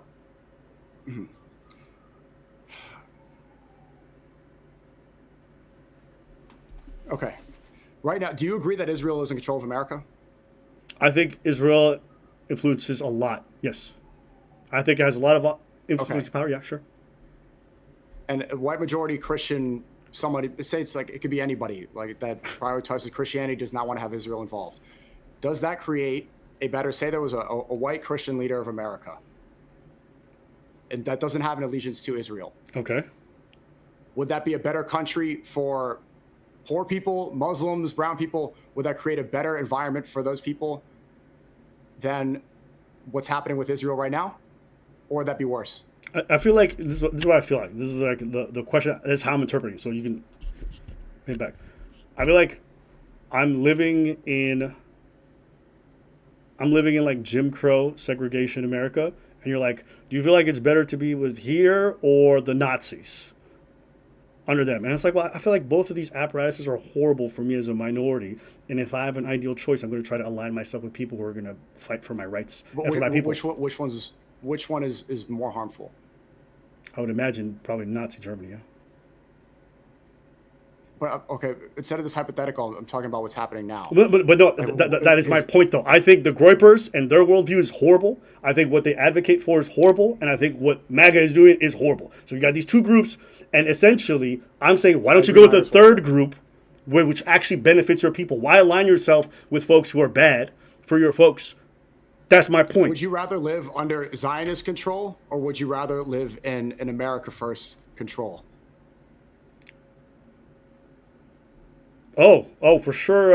Like I 100%, I would not support Nick Fuentes over whatever we got right now. No, it's not my question. But it is. It's not my question. Because you said no, it actually is, because you just said it doesn't have to be Nick. It doesn't have to be Nick. I'm talking about Nick and the Groypers.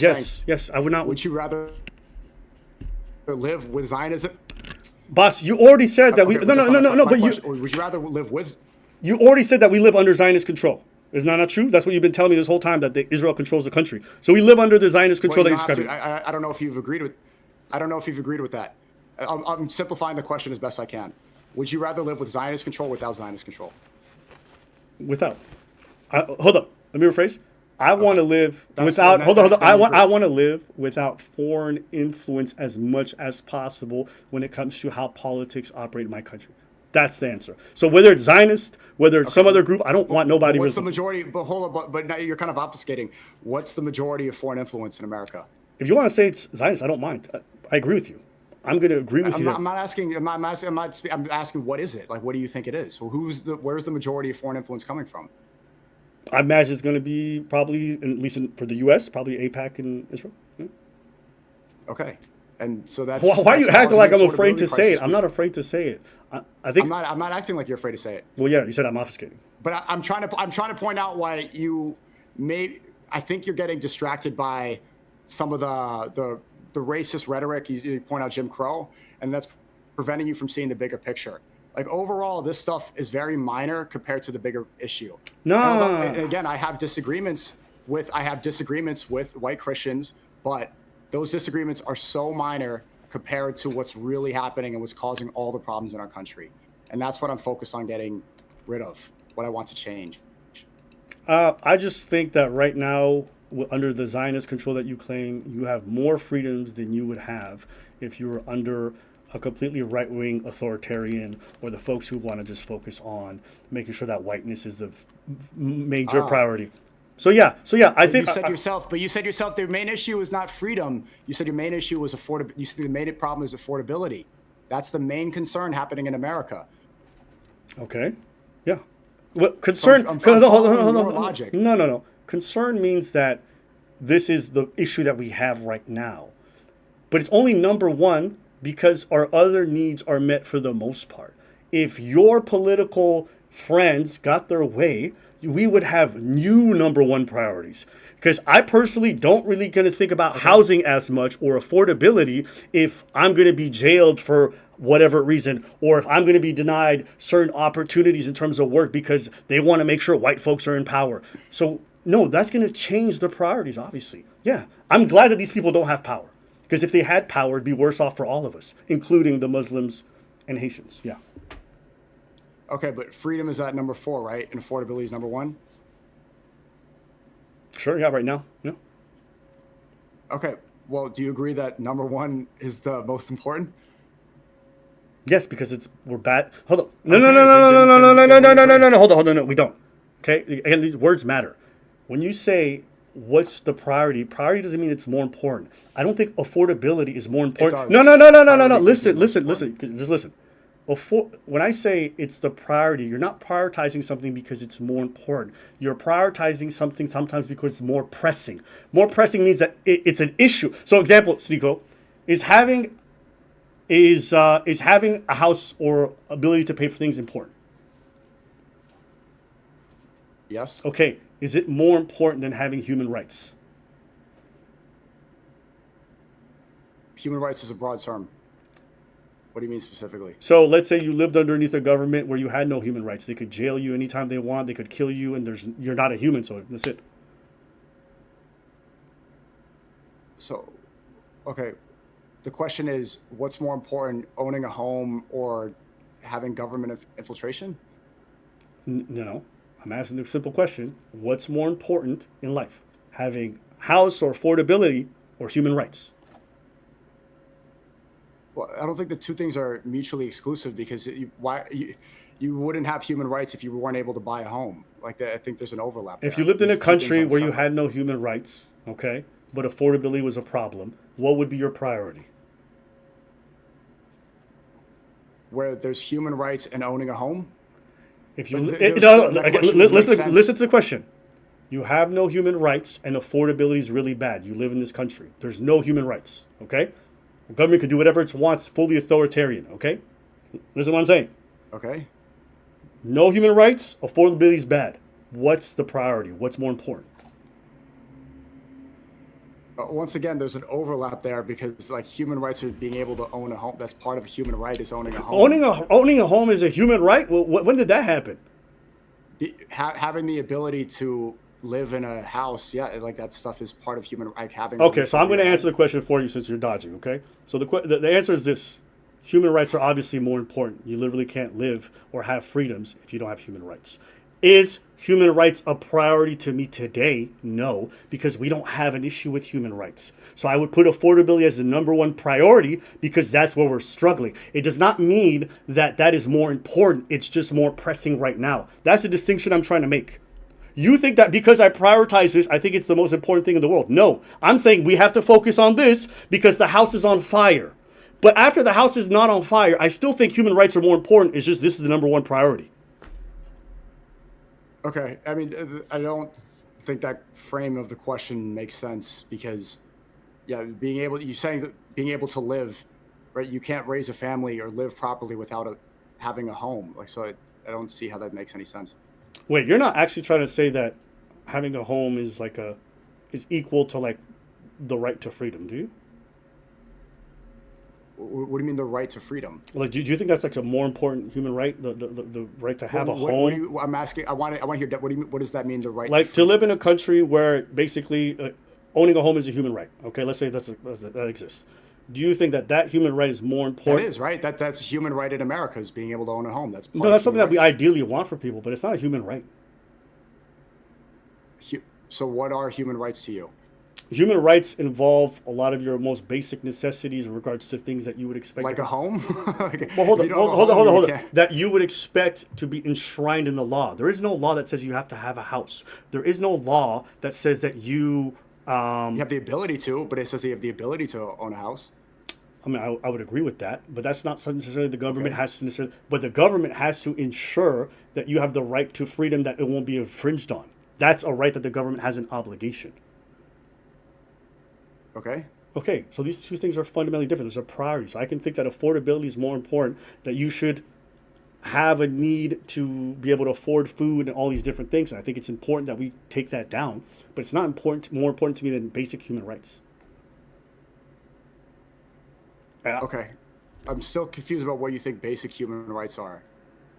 So the right to freedom in this case would be like the right to live your life without the government, in this case, taking that away from you. So they can imprison you, they could kill you at will. I mean, right now they're putting people in jail and deporting people who are saying things they deem anti-Semitic.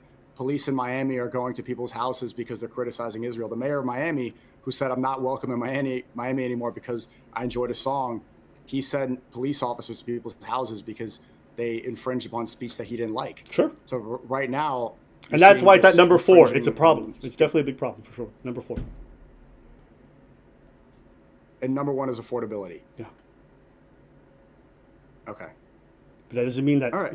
I think it'd be beneficial to look into the affordability crisis and why we have this issue now, why there's a debt crisis, student loans, mortgages, the 2008 housing crisis, the central bank system, this stuff, where the money's going and why this happens, if that's your number 1 issue. That people to interest, would look at the World Economic Forum saying you're not going to be able to own anything. They want us to rent forever. The wealth gap is getting bigger.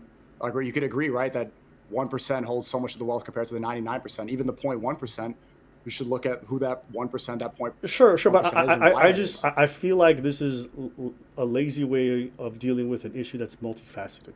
I don't believe that the reason why everything is unaffordable is Jews in Israel. But it sounds like you're saying it's just Zionists. What is it?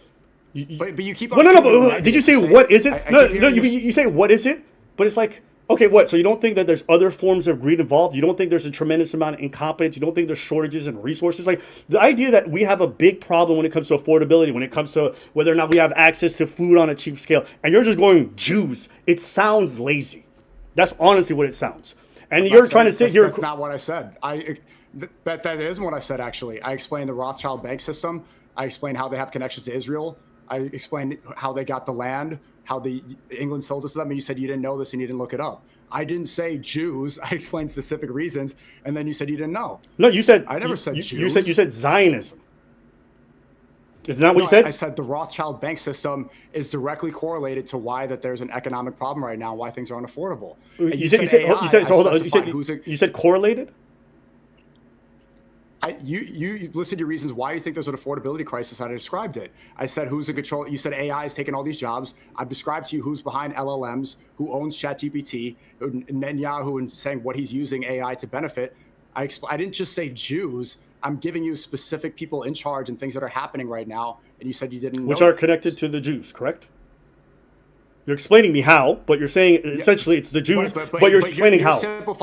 But you just simplified it and you said it sounds simple, and you said just saying Jew, but that's not what I'm saying. I'm giving you specific reasons why this is. Everything you just said still comes back to exactly what I said, which is that if you look through the thread long enough, you go to Rothschild and their connection to Israel, you talk to this person, and then they talk to Netanyahu, and they go back to Israel. At the end of the day, it all leads back to what? The Jews. At the end of the thread. What's your point? So it is the Jews. That's what you're saying. What's your point? You're explaining how, but you're saying it's the Jews.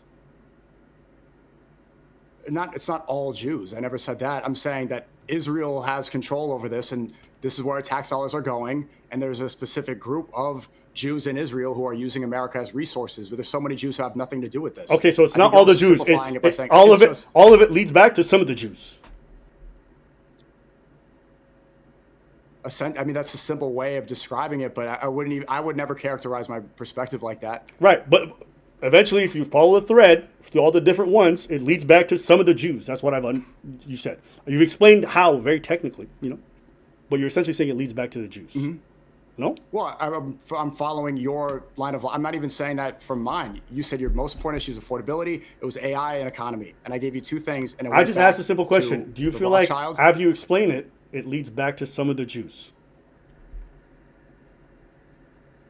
The affordability crisis right now? Yes. Yeah. Okay. I would just imagine that someone who's not connected to Jews, or industries that are not necessarily connected deeply to the Jews, are also probably influencing a lot of the affordability issue. That would be something I would imagine to be true. They also are, but I'm calling that you said that these are the two things affecting the affordability crisis. So what else is it? Like, what else is affecting affordability? Well, you're telling me to look into Israel and all these different things because you're saying this is the thing that's contributing or actually influencing or majoritarily causing the problem. And I'm like, okay, I hear you say that, but to me, it just doesn't sound very convincing because it feels very unifunctional. Even though you explain the branch, eventually just leads back to some of the Jews. Now, look, you know what? Hold on. Let me concede. Let me concede. I'll just concede. I'll concede. I'll concede. Let me concede. Let me concede. I'll concede. I don't know. And because I don't know, that's something I'm going to have to spend some time looking into. Okay? So I'm going to admit I'm ignorant and I can own that. All right? I heard what you said. I heard your theory. You know, I'm going to sit here and be like, I don't know. I'll concede. Because I don't know all these things, and so I'm not going to sit here and argue about the facts about the Rothschild. I don't know. But let's see here. Probably reaching the end. It's talking about heat. It's really cold in here. That's the opposite for me. I had a different thing I actually want to talk about with you, just last part. Because in my research for this, I looked into quite a lot of your IMDb related stuff. I think you actually done quite a lot of short films. I saw that you have worked on some productions. You know, your IMDb got about 8 to 9 credits. I saw that you got quite a lot of fashion interest in terms of a clothing label, things like that. Correct? Mm-hmm. Say it again. Fashion interest. I know you had like a clothing label, fashion line. I'm gonna drop it soon. It's at Sneako.com. I haven't released it yet. I'm working on it. And then last I also saw there was some modeling work as well that you've done in the past. So you've kind of like done quite a lot of extensive stuff from cinematography to fashion and then modeling. Mm-hmm. And also a rap song? Yeah, just made some songs with Lil Pump. Got you. I know it's been like your voice because you spent a lot of time. You spent a lot of time doing arts in order to like kind of find a sense of truth. But some of these artistic mediums are obviously just an expression of things that you find cool or interesting. Where does these play a role in influencing you? So when you're doing fashion, for example, or when you're doing, I'm not going to say music because it's lyrical, but let's just say fashion. What is that you're trying to do? It's the stuff that I am interested in. I like fashion. I like film. I like music. It's fun to do. Is there any part of it that's like political to a degree, or is it mostly just an interest and it's not necessarily about truth? It's just, I think this should look nice, or these are colors? It's, yeah, artistic expression, stuff that I like. Okay. When you do a lot of like the film stuff, or when you're doing the YouTube things, or you're doing your projects, my experience is I'm watching you and I feel like there's oftentimes a message. Fair? Yeah. When you do things that are not message related, what influence do they have on you? When you're not like connected to the political world, you know, because at the end of the day, listen, people talk politics all day and it's a big part of them. It's important. But when you're not doing that, what does that influence? What's that influence on you?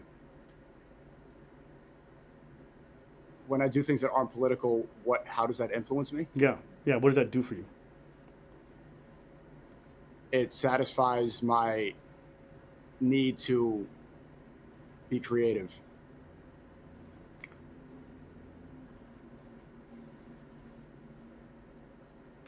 I think the thing I'm wondering is that I feel as though oftentimes politics is all consuming. You know what I'm saying? Politics is all consuming? Yeah, as in like it's, especially if you're very involved in politics, you know, it could bleed into your personal relationships. It could bleed into some of your hobbies. It can bleed into a lot of things. And I'm wondering for you, is there ever things that you're able to do that make you fully disconnect, be it praying, be it the fashion related stuff? Yeah.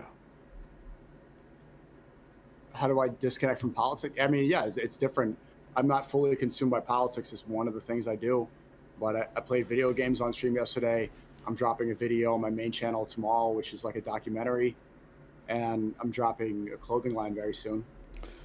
When you meet somebody and they don't know anything about you, they don't know anything about your politics, and conversation's never not political, is there ever a part of you, because obviously you have this persona and a lot of people come in with baggage, or they come in with preconceived notions about you, is there ever a part of you that finds that kind of liberating when you're having experiences that are just very human on a very basic level? Absolutely, yeah. I mean, this world, politics can get very messy, and there's a lot of debates, and it gets angry, and it gets manipulative, and it's disingenuous. I am probably an artist first, and then streamer second for sure. I mean, my main focus has always been to do films, and then I like streaming a lot. I've been really enjoying it, but this is something I see as a hobby. Would you? There's kind of like the dichotomy between the the religious faith and also like the artistic side. Because I do see actually when I was looking up all this stuff, when I watched a few short films, I saw a lot of the artistic expression through that. Even hearing about your like love for museum and how you're like kind of proud about that, I thought that was cool. And then I always wondered, considering like the religious side of things and how it sometimes contrasts with a lot of that kind of freedom of expression and doing whatever you want, is there ever a battle inside of you about that? Yeah, for sure. I mean, stuff like art is not really encouraged religiously, and that's different. But I see art as a way to make people think differently. But it does not correlate at all with religion. Yeah. How do you to me, they're almost like competing voices. I know because I grew up in, like I used to have Quran readings on like Saturdays, and maybe learning the alphabet and learning how to read, and then we would talk also about hadiths and stuff like that. But I remember just learning about how like music was haram in a lot of situations. Again, I'm not trying to be haram police, don't think that. I'm actually asking about the internal battle and what that's like as your faith is growing and your love for the religion is growing. But I also see such an artistic side of you that's also seeming to want to express yourself. How do you manage that, I guess? Yeah, I think most people in the West can relate to that. Like most of what people do involve, there's going to be, if you even live in America, you're going to be committing haram. You're sending tax dollars to bombs, and this is a place that allows for freedom. Free mixing is everywhere. I like music. I should probably get better at that. But it's just what it's like being in America. Do you see yourself growing within the religion and staying in this country, or do you feel like you're most likely going to end up in a much more non-secular country in order to kind of like... There was a period where I thought about moving to Bosnia, but as of now, I love America, and I want to remain here. But that's something I'm still trying to figure out, man. I'm only 27. Yeah, I mean, there's no rush on that. I'm not trying to get an answer for the future record. I just, I hear how outspoken you are. I hear how artistic you are, and then I also know you have critiques of some of the, maybe more liberal aspects of a Western society. But I also wonder, like, do you feel like the kind of stuff that you do, the kind of stuff that you make, that you'd be good living in a more conservative part of the world? Do you ever think like that might be something that would hamper? Do you ever think like you might have to sacrifice one point for the other, or is that something you not think about? Of course. Yeah, I mean, that's why I'm imperfect. I am a sinner. I want to still, I do enjoy the freedoms that America provides. That doesn't coincide exactly with my religion, and that does make me imperfect. And I do love that about America, that I have the freedom of expression here, and I have free speech. Yeah, that's stuff that doesn't coexist with my faith, but that's what makes this country great. I agree. I think for a long time I kind of bought into a lot of this stuff in regards to speaking poorly about the freedoms of the West and like some of the habits. But I think I also realized that I think those are just natural byproducts of the downsides of having the freedom to be different. And I think as bad as it is that we have the examples of like some of the more extreme stuff where words don't have meanings, and that's also an issue, I think the other end of that spectrum is probably worse for someone like me. In my project, I like dancing, bro. Like I dance professionally. I enjoy going out. I enjoy just, not giving a fuck about these things. I enjoy making music. I love doing production. I like making songs, and I like working through the stems and doing all that little labor. And I also know that I grew up in a country where You know, like if you were a musician and you said the wrong thing, you could go to prison, and people did go to prison. And yeah, I wonder if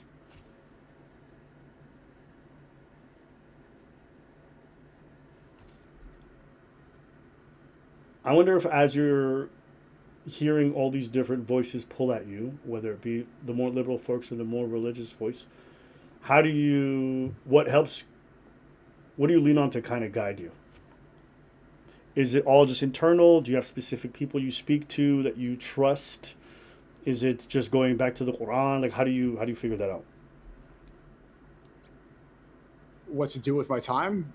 Not your time, but the direction. Because obviously you have these competing forces pull at you, right? And so what do you lean on to find direction? I just lead on back to the faith. That's the deen is the straight path. That's what's most important to follow. Obviously, I speak to different people. I have different friends from around the world. I speak to them, but obviously, what's most important is the deen. Okay. All right. I think there's just one last thing I want to show you from like a previous conversation. Actually, you know what? Let me pause. Do you have anything that you wanted to bring up before? Yeah, no, I mean, once again, I appreciate you trying to have a good faith discussion and analyze my career and like what I'm putting out in the world fairly. I think it comes from an overall good place. A lot of people have been unfair, and you probably aren't going to be incentivized to be fair about this. I think a lot of your audience probably wants you to attack, but you must see something that they don't. And I think you think I've been mischaracterized. So you're approaching this from the right place. I'll tell you what. Hopefully. So I get a lot of criticism because they're like, "Oh, Abba, you're too soft on him. He's clearly a grifter or whatever." And like the reason I think I don't necessarily share that view is like you have taken unpopular positions on things, and I don't think they are to your benefit. And I think the Haitians is a great example. Now, maybe it's just due to it's politically tied to you, whatever it is, but I actually appreciate the fact that you took the time to say and try to disprove that stuff. Now, other actions you might take, in my opinion, might contradict that to some degree, but I actually felt it was genuine, and I appreciate you that because I do think I own being Ethiopian, so I'll oftentimes defend when it's the correct, and I won't be hesitant about that. And seeing you do the same thing I appreciated that. And I think I've seen other instances over the years where I'm like, okay. And I think as far as the whole faith journey, I know everyone clowns on you for that, you know, because you're an imperfect Muslim and whatever. But I also think I've seen you try to be very consistent on that. So that's why I don't share everyone the idea that you're a flip-flopper. So, you know, I try not to categorize people too hard. I've definitely done that in the past, and it hasn't been fair. So, you know, I'm going to make that mistake again. But as I get older, try to be a little bit more. Maybe I'm wrong, and I just want to believe in people a little bit, even if they're doing things that I really disagree with. So, I think that's one of these cases. That's fair. Yeah. I think the only thing I would do, because we did do this debate in the past, and there was one part I played, and with all the life changes you had, I just wanted to play it. I just wanted to ask you if you think I'm tripping. All right? But don't make the stuff that you believe in consume you in that. Okay, so this is a discussion that we had. This was peak Red Pill era at the time. This. And this is a portion that I really remember zoning in on, just because it was. Let me actually put it like that. It'll be a little bit small. That's fine. Okay, so I'm gonna just play here.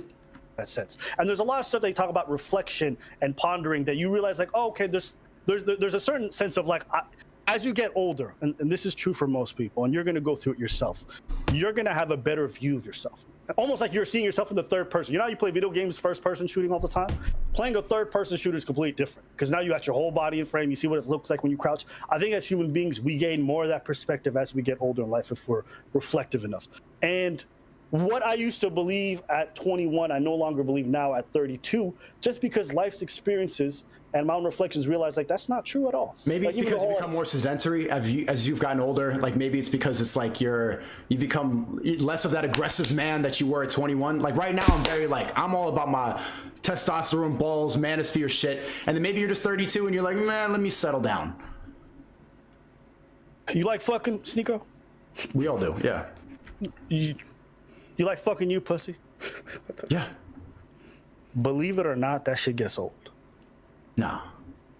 100%. Nah. 100%. And I could point you hundreds of players who are online right now who have videos of them telling you new pussy gets old. In fact, how about I tell you this one? And this is something even Andrew Tate says. This is something even Andrew Tate says. All right. Sex becomes overrated after time. No, it's overrated now. Yeah, he says new pussy. He's like, why do you think that is? Because you get used to it. It becomes like when you eat the same food over and over again, it becomes boring. That's why you get new. That's why you get new pussy, so you spice it up. Or keep upgrading. Guess what? After you had enough new pussy, there is no more new pussy. There's always, do you understand? There's always new pussy. No, you think that. After you've had a few dimes, you realize dimes ain't nothing. All right. I gotta do some yapping about priorities, and then I talk about like family and other things. Do you feel like I was tripping then, or do you think I was like missing it? Well, yeah. I mean, pussy does get repetitive, and it's like it's a worthless pursuit. But I still do maintain that the best pussy is new pussy. That's gonna be that hunt is still. It's never gonna change. The best pussy is not like how tight or like what type of girl. It's always going to be that excitement of getting that new catch and the hunt and closing the kill, right? But still, it's just it's an empty pursuit. It's still a wasteful. It's a waste of time. Yeah. I mean, even for me back then when we had that discussion, I think a lot has changed for me. I'm actually less sedentary than I was back then, so I have I'll be moving a little bit more as I get older. But let's go. Listen, I think some type of way right now. You thought some type of way before. You've evolved. I feel like you have gotten wiser in many regards, and I'll always commend that. We strongly disagree on things. That's okay. At the end of the day, I want you to do well for your people. I want you to do the right things, and even if it's not the things that I think are right, hopefully you find your way. And I also have to have enough humility to realize like I was wrong about certain things back then too, and I'm still changing. So, listen, I appreciate you coming on. I appreciate you giving me the chance to kind of ask you these questions and see where your head's at. Yeah, I really do appreciate that. It takes a real man to admit when he was wrong and admit growth. That's again, that goes back to Malcolm X. He's all about growth. I think that's extremely important. And I don't see a lot of humility or admittance. I see a lot of ego from other creators, especially in the red pill manosphere space, and it blinds them from being able to be honest. So I think that's an admirable characteristic. That's probably one thing I was going to say, Sneako. When you said you took the God pill, you were done with the red pill stuff, and then you said, but I still agree with a lot of it.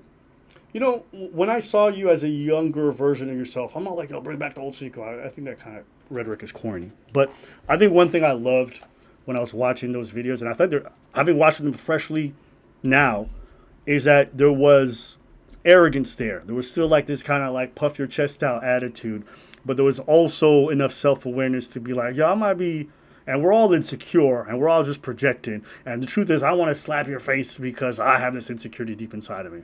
But I felt like when I saw you during the manosphere area, I felt like you were doing a little bit of the peacocking whilst almost pretending the insecurity wasn't there. You know what I'm saying?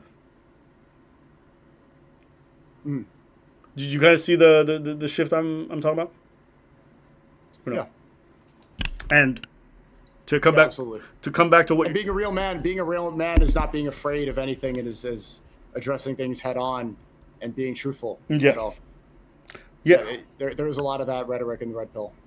I'm never trying to start something, but the last thing I was going to leave you on is just when you look back on the red pill era, what is your? I remember watching your video. You said your biggest regret was associating with those goofballs. Is there anything other than that you thought back to? You're like, what a waste of time. I don't live with regret. I think it was important. I think it was important to realize who's real and who's fake, and I think it was important to go through that because I have now realized that I could be too trusting, and I assume that many people have the same intentions that I have, but most of them, if not all of them, don't. Just because that you shouldn't align with people so easily, and that most people are going to be looking at you like vultures, especially in the content creator space, like I do think that the red pill, like that stuff is important, but so many people that have taken advantage of it. The reason that it's lost its credit and why I say red pill is dead is because the people that are at the forefront of the space are frauds. They can't speak. They don't know anything. They're pussies, and there's just no point in listening to them. And they'll snake you for $1. Yeah, I think the leaders being a bunch of frauds. I mean, with so many of them exposed is like either paying for stuff or whatever. Like I don't want to get into the details, but beyond even just the people, actually, we brought this up at the beginning. But you remember when we talked about the importance of loyalty in this space and how people talk about you got to be loyal to the people more than that. Do you ever feel like there's a time where you compromise your values to be loyal to people, or you might have bite your tongue in order to maintain a friendship? Probably. I can't think of specific incidents at the top of my head, but sure, yeah. Remember when you were defending Fresh and you went to war with Moist Critical? And now that dude's on his podcast trying to put a hit on you? That's crazy, bro. I'm not gonna lie, bro. That's crazy. I mean, you were running around with a gun, like you had the world hating you. And I was like, damn. And that same dude is like, it was Sneako. He played a song in the club. And I just think to myself, like, that's crazy. No, yeah. No. I think you did warn. You probably did warn me about that for sure. And I'm actually not even trying to take a victory lap. That's not my point. I just think like, okay. No, Abba's definitely vindicated on that shit. I ain't gonna lie. But yeah, bro. But hold on. I gotta ask you a question because I remember Moist. Moist did a video about Fresh saying he got 1,000 bodies, and you were like, "Yo, don't ever talk about he got 1,000 bodies. Stop that. Can we just put that shit to rest, please?" It's all good. I won't ask you to do that. I was just fucking with you a little bit, but you know damn well when you was defending him, I'm like, yo, defending on something that's true. Yeah, I mean, bro. I'm a ride or die homie, man. Nah, you can't lie to the people, though. You can't lie to the people. Remember, you told me you can't do that. Nah, I mean, there's a. You gotta defend him on something that's true. That's all good, man. I was just fucking with you a little bit. That was funny, though. When you every time. That was the gotcha moment that you guys are waiting for. No. You know what? That's a gotcha. It's because Myra was in the chat just yapping, and I just thought of Fresh on that pod with fucking Gary being like, Sneako, I'm going to make sure something happens to him. You're going to feel the pain. And I was like, damn, for 200 viewers, you put a threat on this nigga, but he defended you against Moist Critical. That's crazy. So I wanted to. That was on the Fresh and Fit channel. Yeah. Well, I mean, it was taken down, so, shout out to them for doing that. But listen, bro, I know we had some strong disagreements, and honestly, if you feel like I did something, actually, you know what? Let me ask before I leave. Do you feel like I did something wrong? Do you feel like I did you dirty any type of way? No, I don't. Okay. No, I think you came off genuine, and some people in the chat are saying it's bad faith. I don't think so. I think this is your worldview, and it's good to have discussions like that. Yeah, bro. I truly love my Haitian people. I actually deeply care for them, and I know you do. So like that part got heated for that reason because I really think you do. So that's where that came from. But actually, I have real love. I learned the language, so you can imagine how much appreciation I got from my Haitians, from my Zos, okay? So that's something that we're always going to share, and listen, I'm wishing you the best, and I hope that, I hope the audience got something from this. Best to you too, Abba. All right, boss. Let's best of luck on your trip, and safe travels back home. Thank you, man. Have a good night. All right, peace, bro. All right. Hey, listen, chat. You know what I'm saying? Let me see if I could just put me up here. Actually, wait. I'll be in this call by myself. Let me put on the webcam or something. That might be better. We'll just do that. I'm gonna have a little quick chat with y'all just before going. Hey, listen. Every time I gotta do this OBS shit, bro, I feel so goddamn old, and I know it's just because I'm inefficient, bro. What is it? Windows? It's gotta be some fun. Where the fuck is the webcam shit, bro? It's gotta be some kind of video capture. Oh, there it is. Video capture device. Let me just leave the call real fast. I'm going to close. Let me just 1, 2, like that. And then I do a video capture device. And leave the call. Yeah, chat. You guys can still hear me. You know what I'm saying? Which is the most important thing. But I will let you guys see me in a second. Okay. Boom. All right. Let me just expand this shit. Yeah, I think a lot of people had criticisms or whatever it was, but I think it's always important if I'm going to interview somebody to really give them a chance, even if I strongly disagree. And also, I actually think like the storyline, if you watch the videos from the start, is actually kind of fascinating. So I really wanted to get a chance to him to talk about that stuff. You know, I wanted to do my best Andrew Schultz impression and humanize it. No, I was fucking with y'all, but I really did enjoy kind of going through quite a lot of that and doing the research. So I hope you guys enjoyed as well. I'm gonna take a couple questions, but what are my reflections? I think that after doing that, you know, guys, we've been doing this for 10 years, and sometimes people are like, well, you guys used to be so based. I felt like I was actually probably more closed-minded, less patient before. Don't get me wrong, I'm not like a saint now. I still got my problems. But I feel like now I try to make a good faith effort to see other people, and I fail sometimes, so don't hold me to feet. But I'm trying. I think that's what today was. I've obviously disagreed with Sneako. In fact, I've even one of the people called him a grifter in the past. And look, listen, you can't read into people's hearts, so he may very well be, and I could be wrong. And if you guys end up being right, it is what it is. But I'm just choosing now to, you know, be a little bit more patient on some of this stuff. So, does it work? Let me just make sure it's all working. So yeah. Someone said, "Oh, we platforming Nazis now." Listen, guys. I think it's okay to talk to these people, provided you disagree with them. Do I think Sneako's a Nazi? No. Do I think that there's probably some right-wingers who are really much enjoying his platform? Sure. Same thing I told him. But, you know, this whole idea of just labeling people these things, especially when it's not necessarily the most accurate, I don't think is that useful. And at the end of the day, if you're going to engage with these people and properly disagree what matters, find out certain things, I think it's always going to be useful. And my issue, yeah, that's what I think. But I appreciate the donut. Listen, thanks to your money, I'm going to do it more often.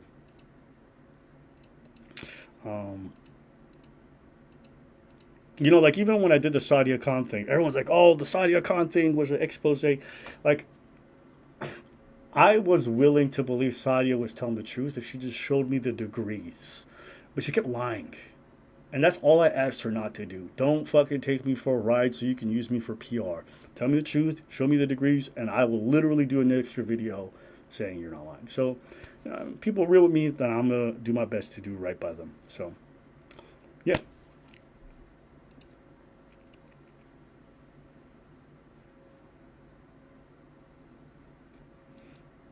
I'm going to read through a couple more of these. Hey, man, listen. Out of everybody in the red pill space, and there's a lot of fucking shitbags and scammers in that space, I think he's one of the few who, you know, I think probably one of the better ones out of the group, but that's what I think. So I know everyone's being like, oh, fuck them guys. I get it, but it's not my take. What other reflection do I have? I had fun. I enjoyed it. I enjoyed doing the prep.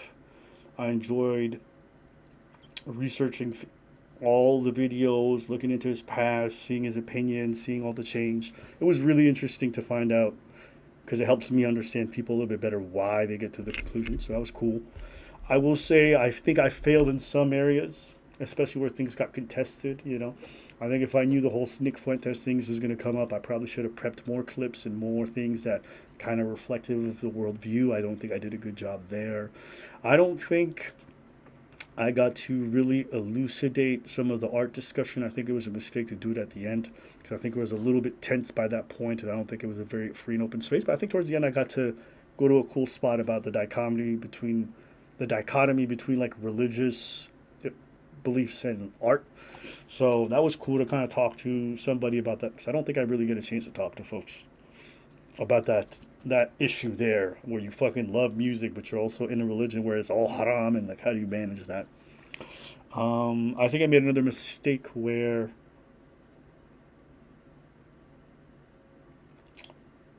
I think I could have been a bit more calm in certain areas. You know, I really care about these things, so sometimes a bit of passion. I don't think I lose myself where I'm unintelligible, but I think I could definitely do better about not getting like a little, a little tight pause. What else?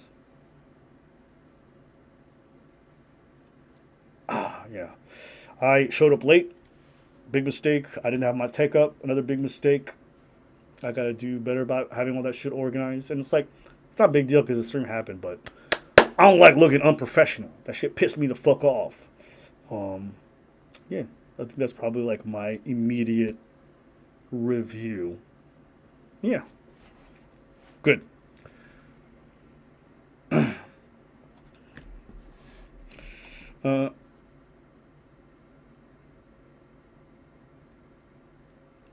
Oh, somebody's asking why Preach didn't want to be here, so I respected that.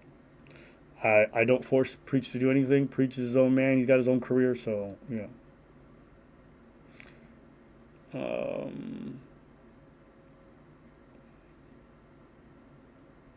Someone said, Abba, you're a millionaire. Why are you taking donations from regular 9-to-5 workers? I'm going to be honest with you, bro. I don't ask for donations. People do that, and I respect it. Maybe I should turn it off. I just literally have never thought about it. And I'll be honest with y'all, I never ask for nothing. I never beg. So, listen, if y'all going to donate because you guys want a message heard, I respect it, and I'm going to do my best regardless. But I ain't one of them. Hey, yo, chat. Yo, let's get that money up, bro. We got a goal for 100 subs. I'll show my booty hole. I don't do that. So you can't be mad at me because somebody throwing me a gift. I didn't ask for it. You know what I mean? What you want me to do? You want me to close my P.O. box? Like, what the fuck?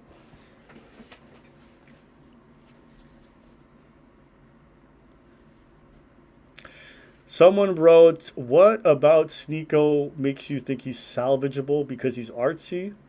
I'm on I'm going to say this too. Like, it is fucking weird that y'all think I want to save somebody. Like,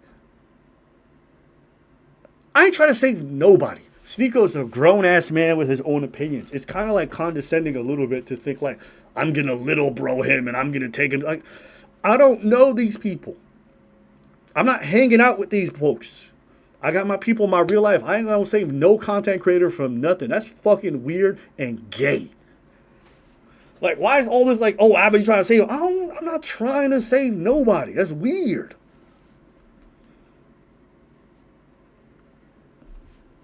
I think it was interesting. Someone said you obviously are, though. Why? If I was trying to save somebody, if you guys think I would do it in the form of content, you are retarded.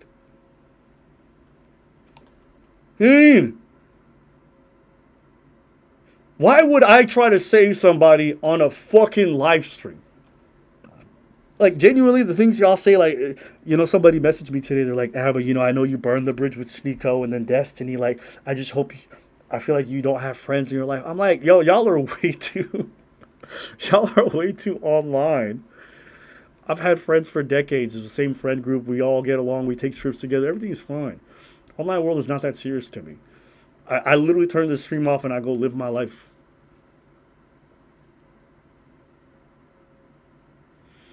Niggas not gonna be, yo, save Sneako. Captain save a Sneako. That's crazy. That's gay as fuck, too.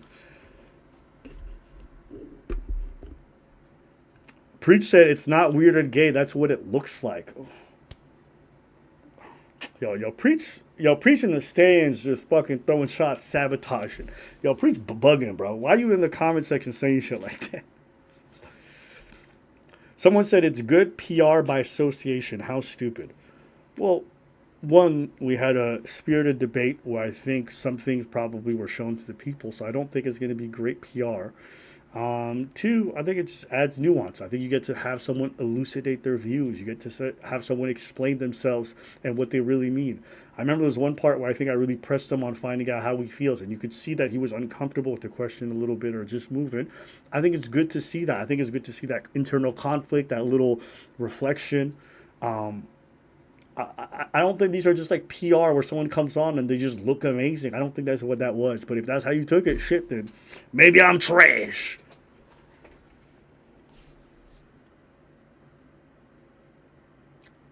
But anyways, I'm gonna end the stream there. I had a lot of fun with you guys. Really do appreciate it. I know someone's asking, will I ever do that with FD Signifier? Shit, man. Listen, I'm never gonna say never, but you know, FD. I'm not a big fan of these incredibly left-wing people who are very undiplomatic and like gatekeep blackness. It's just not something I like. When someone does shit like that, I'm just, you want to be critical, I don't mind, but FD, some about like these very left people who are just a little bit too militant for me, I'm just not a big fan of. But at the end of the day, it doesn't have to be a war. You dig? Like, he do his thing, and I feel like he's advocating for minorities in a genuine way, and I try to do the same thing for, you know, my folks and all people, and that's it, man. I'm not, I don't have to, you know. But anyways, yeah, that's it, guys. I'll be on the Discord. So if you guys want, I'll be on the Discord for the next like 30, 40 minutes. So you want to chit-chat over there. But otherwise, guys, have a wonderful evening. This is how I spent my Friday night. Instead of going to the club, I was trying to save a main soul. Get your gay ass shit, bro. Yeah, end the stream, stay. End the stream.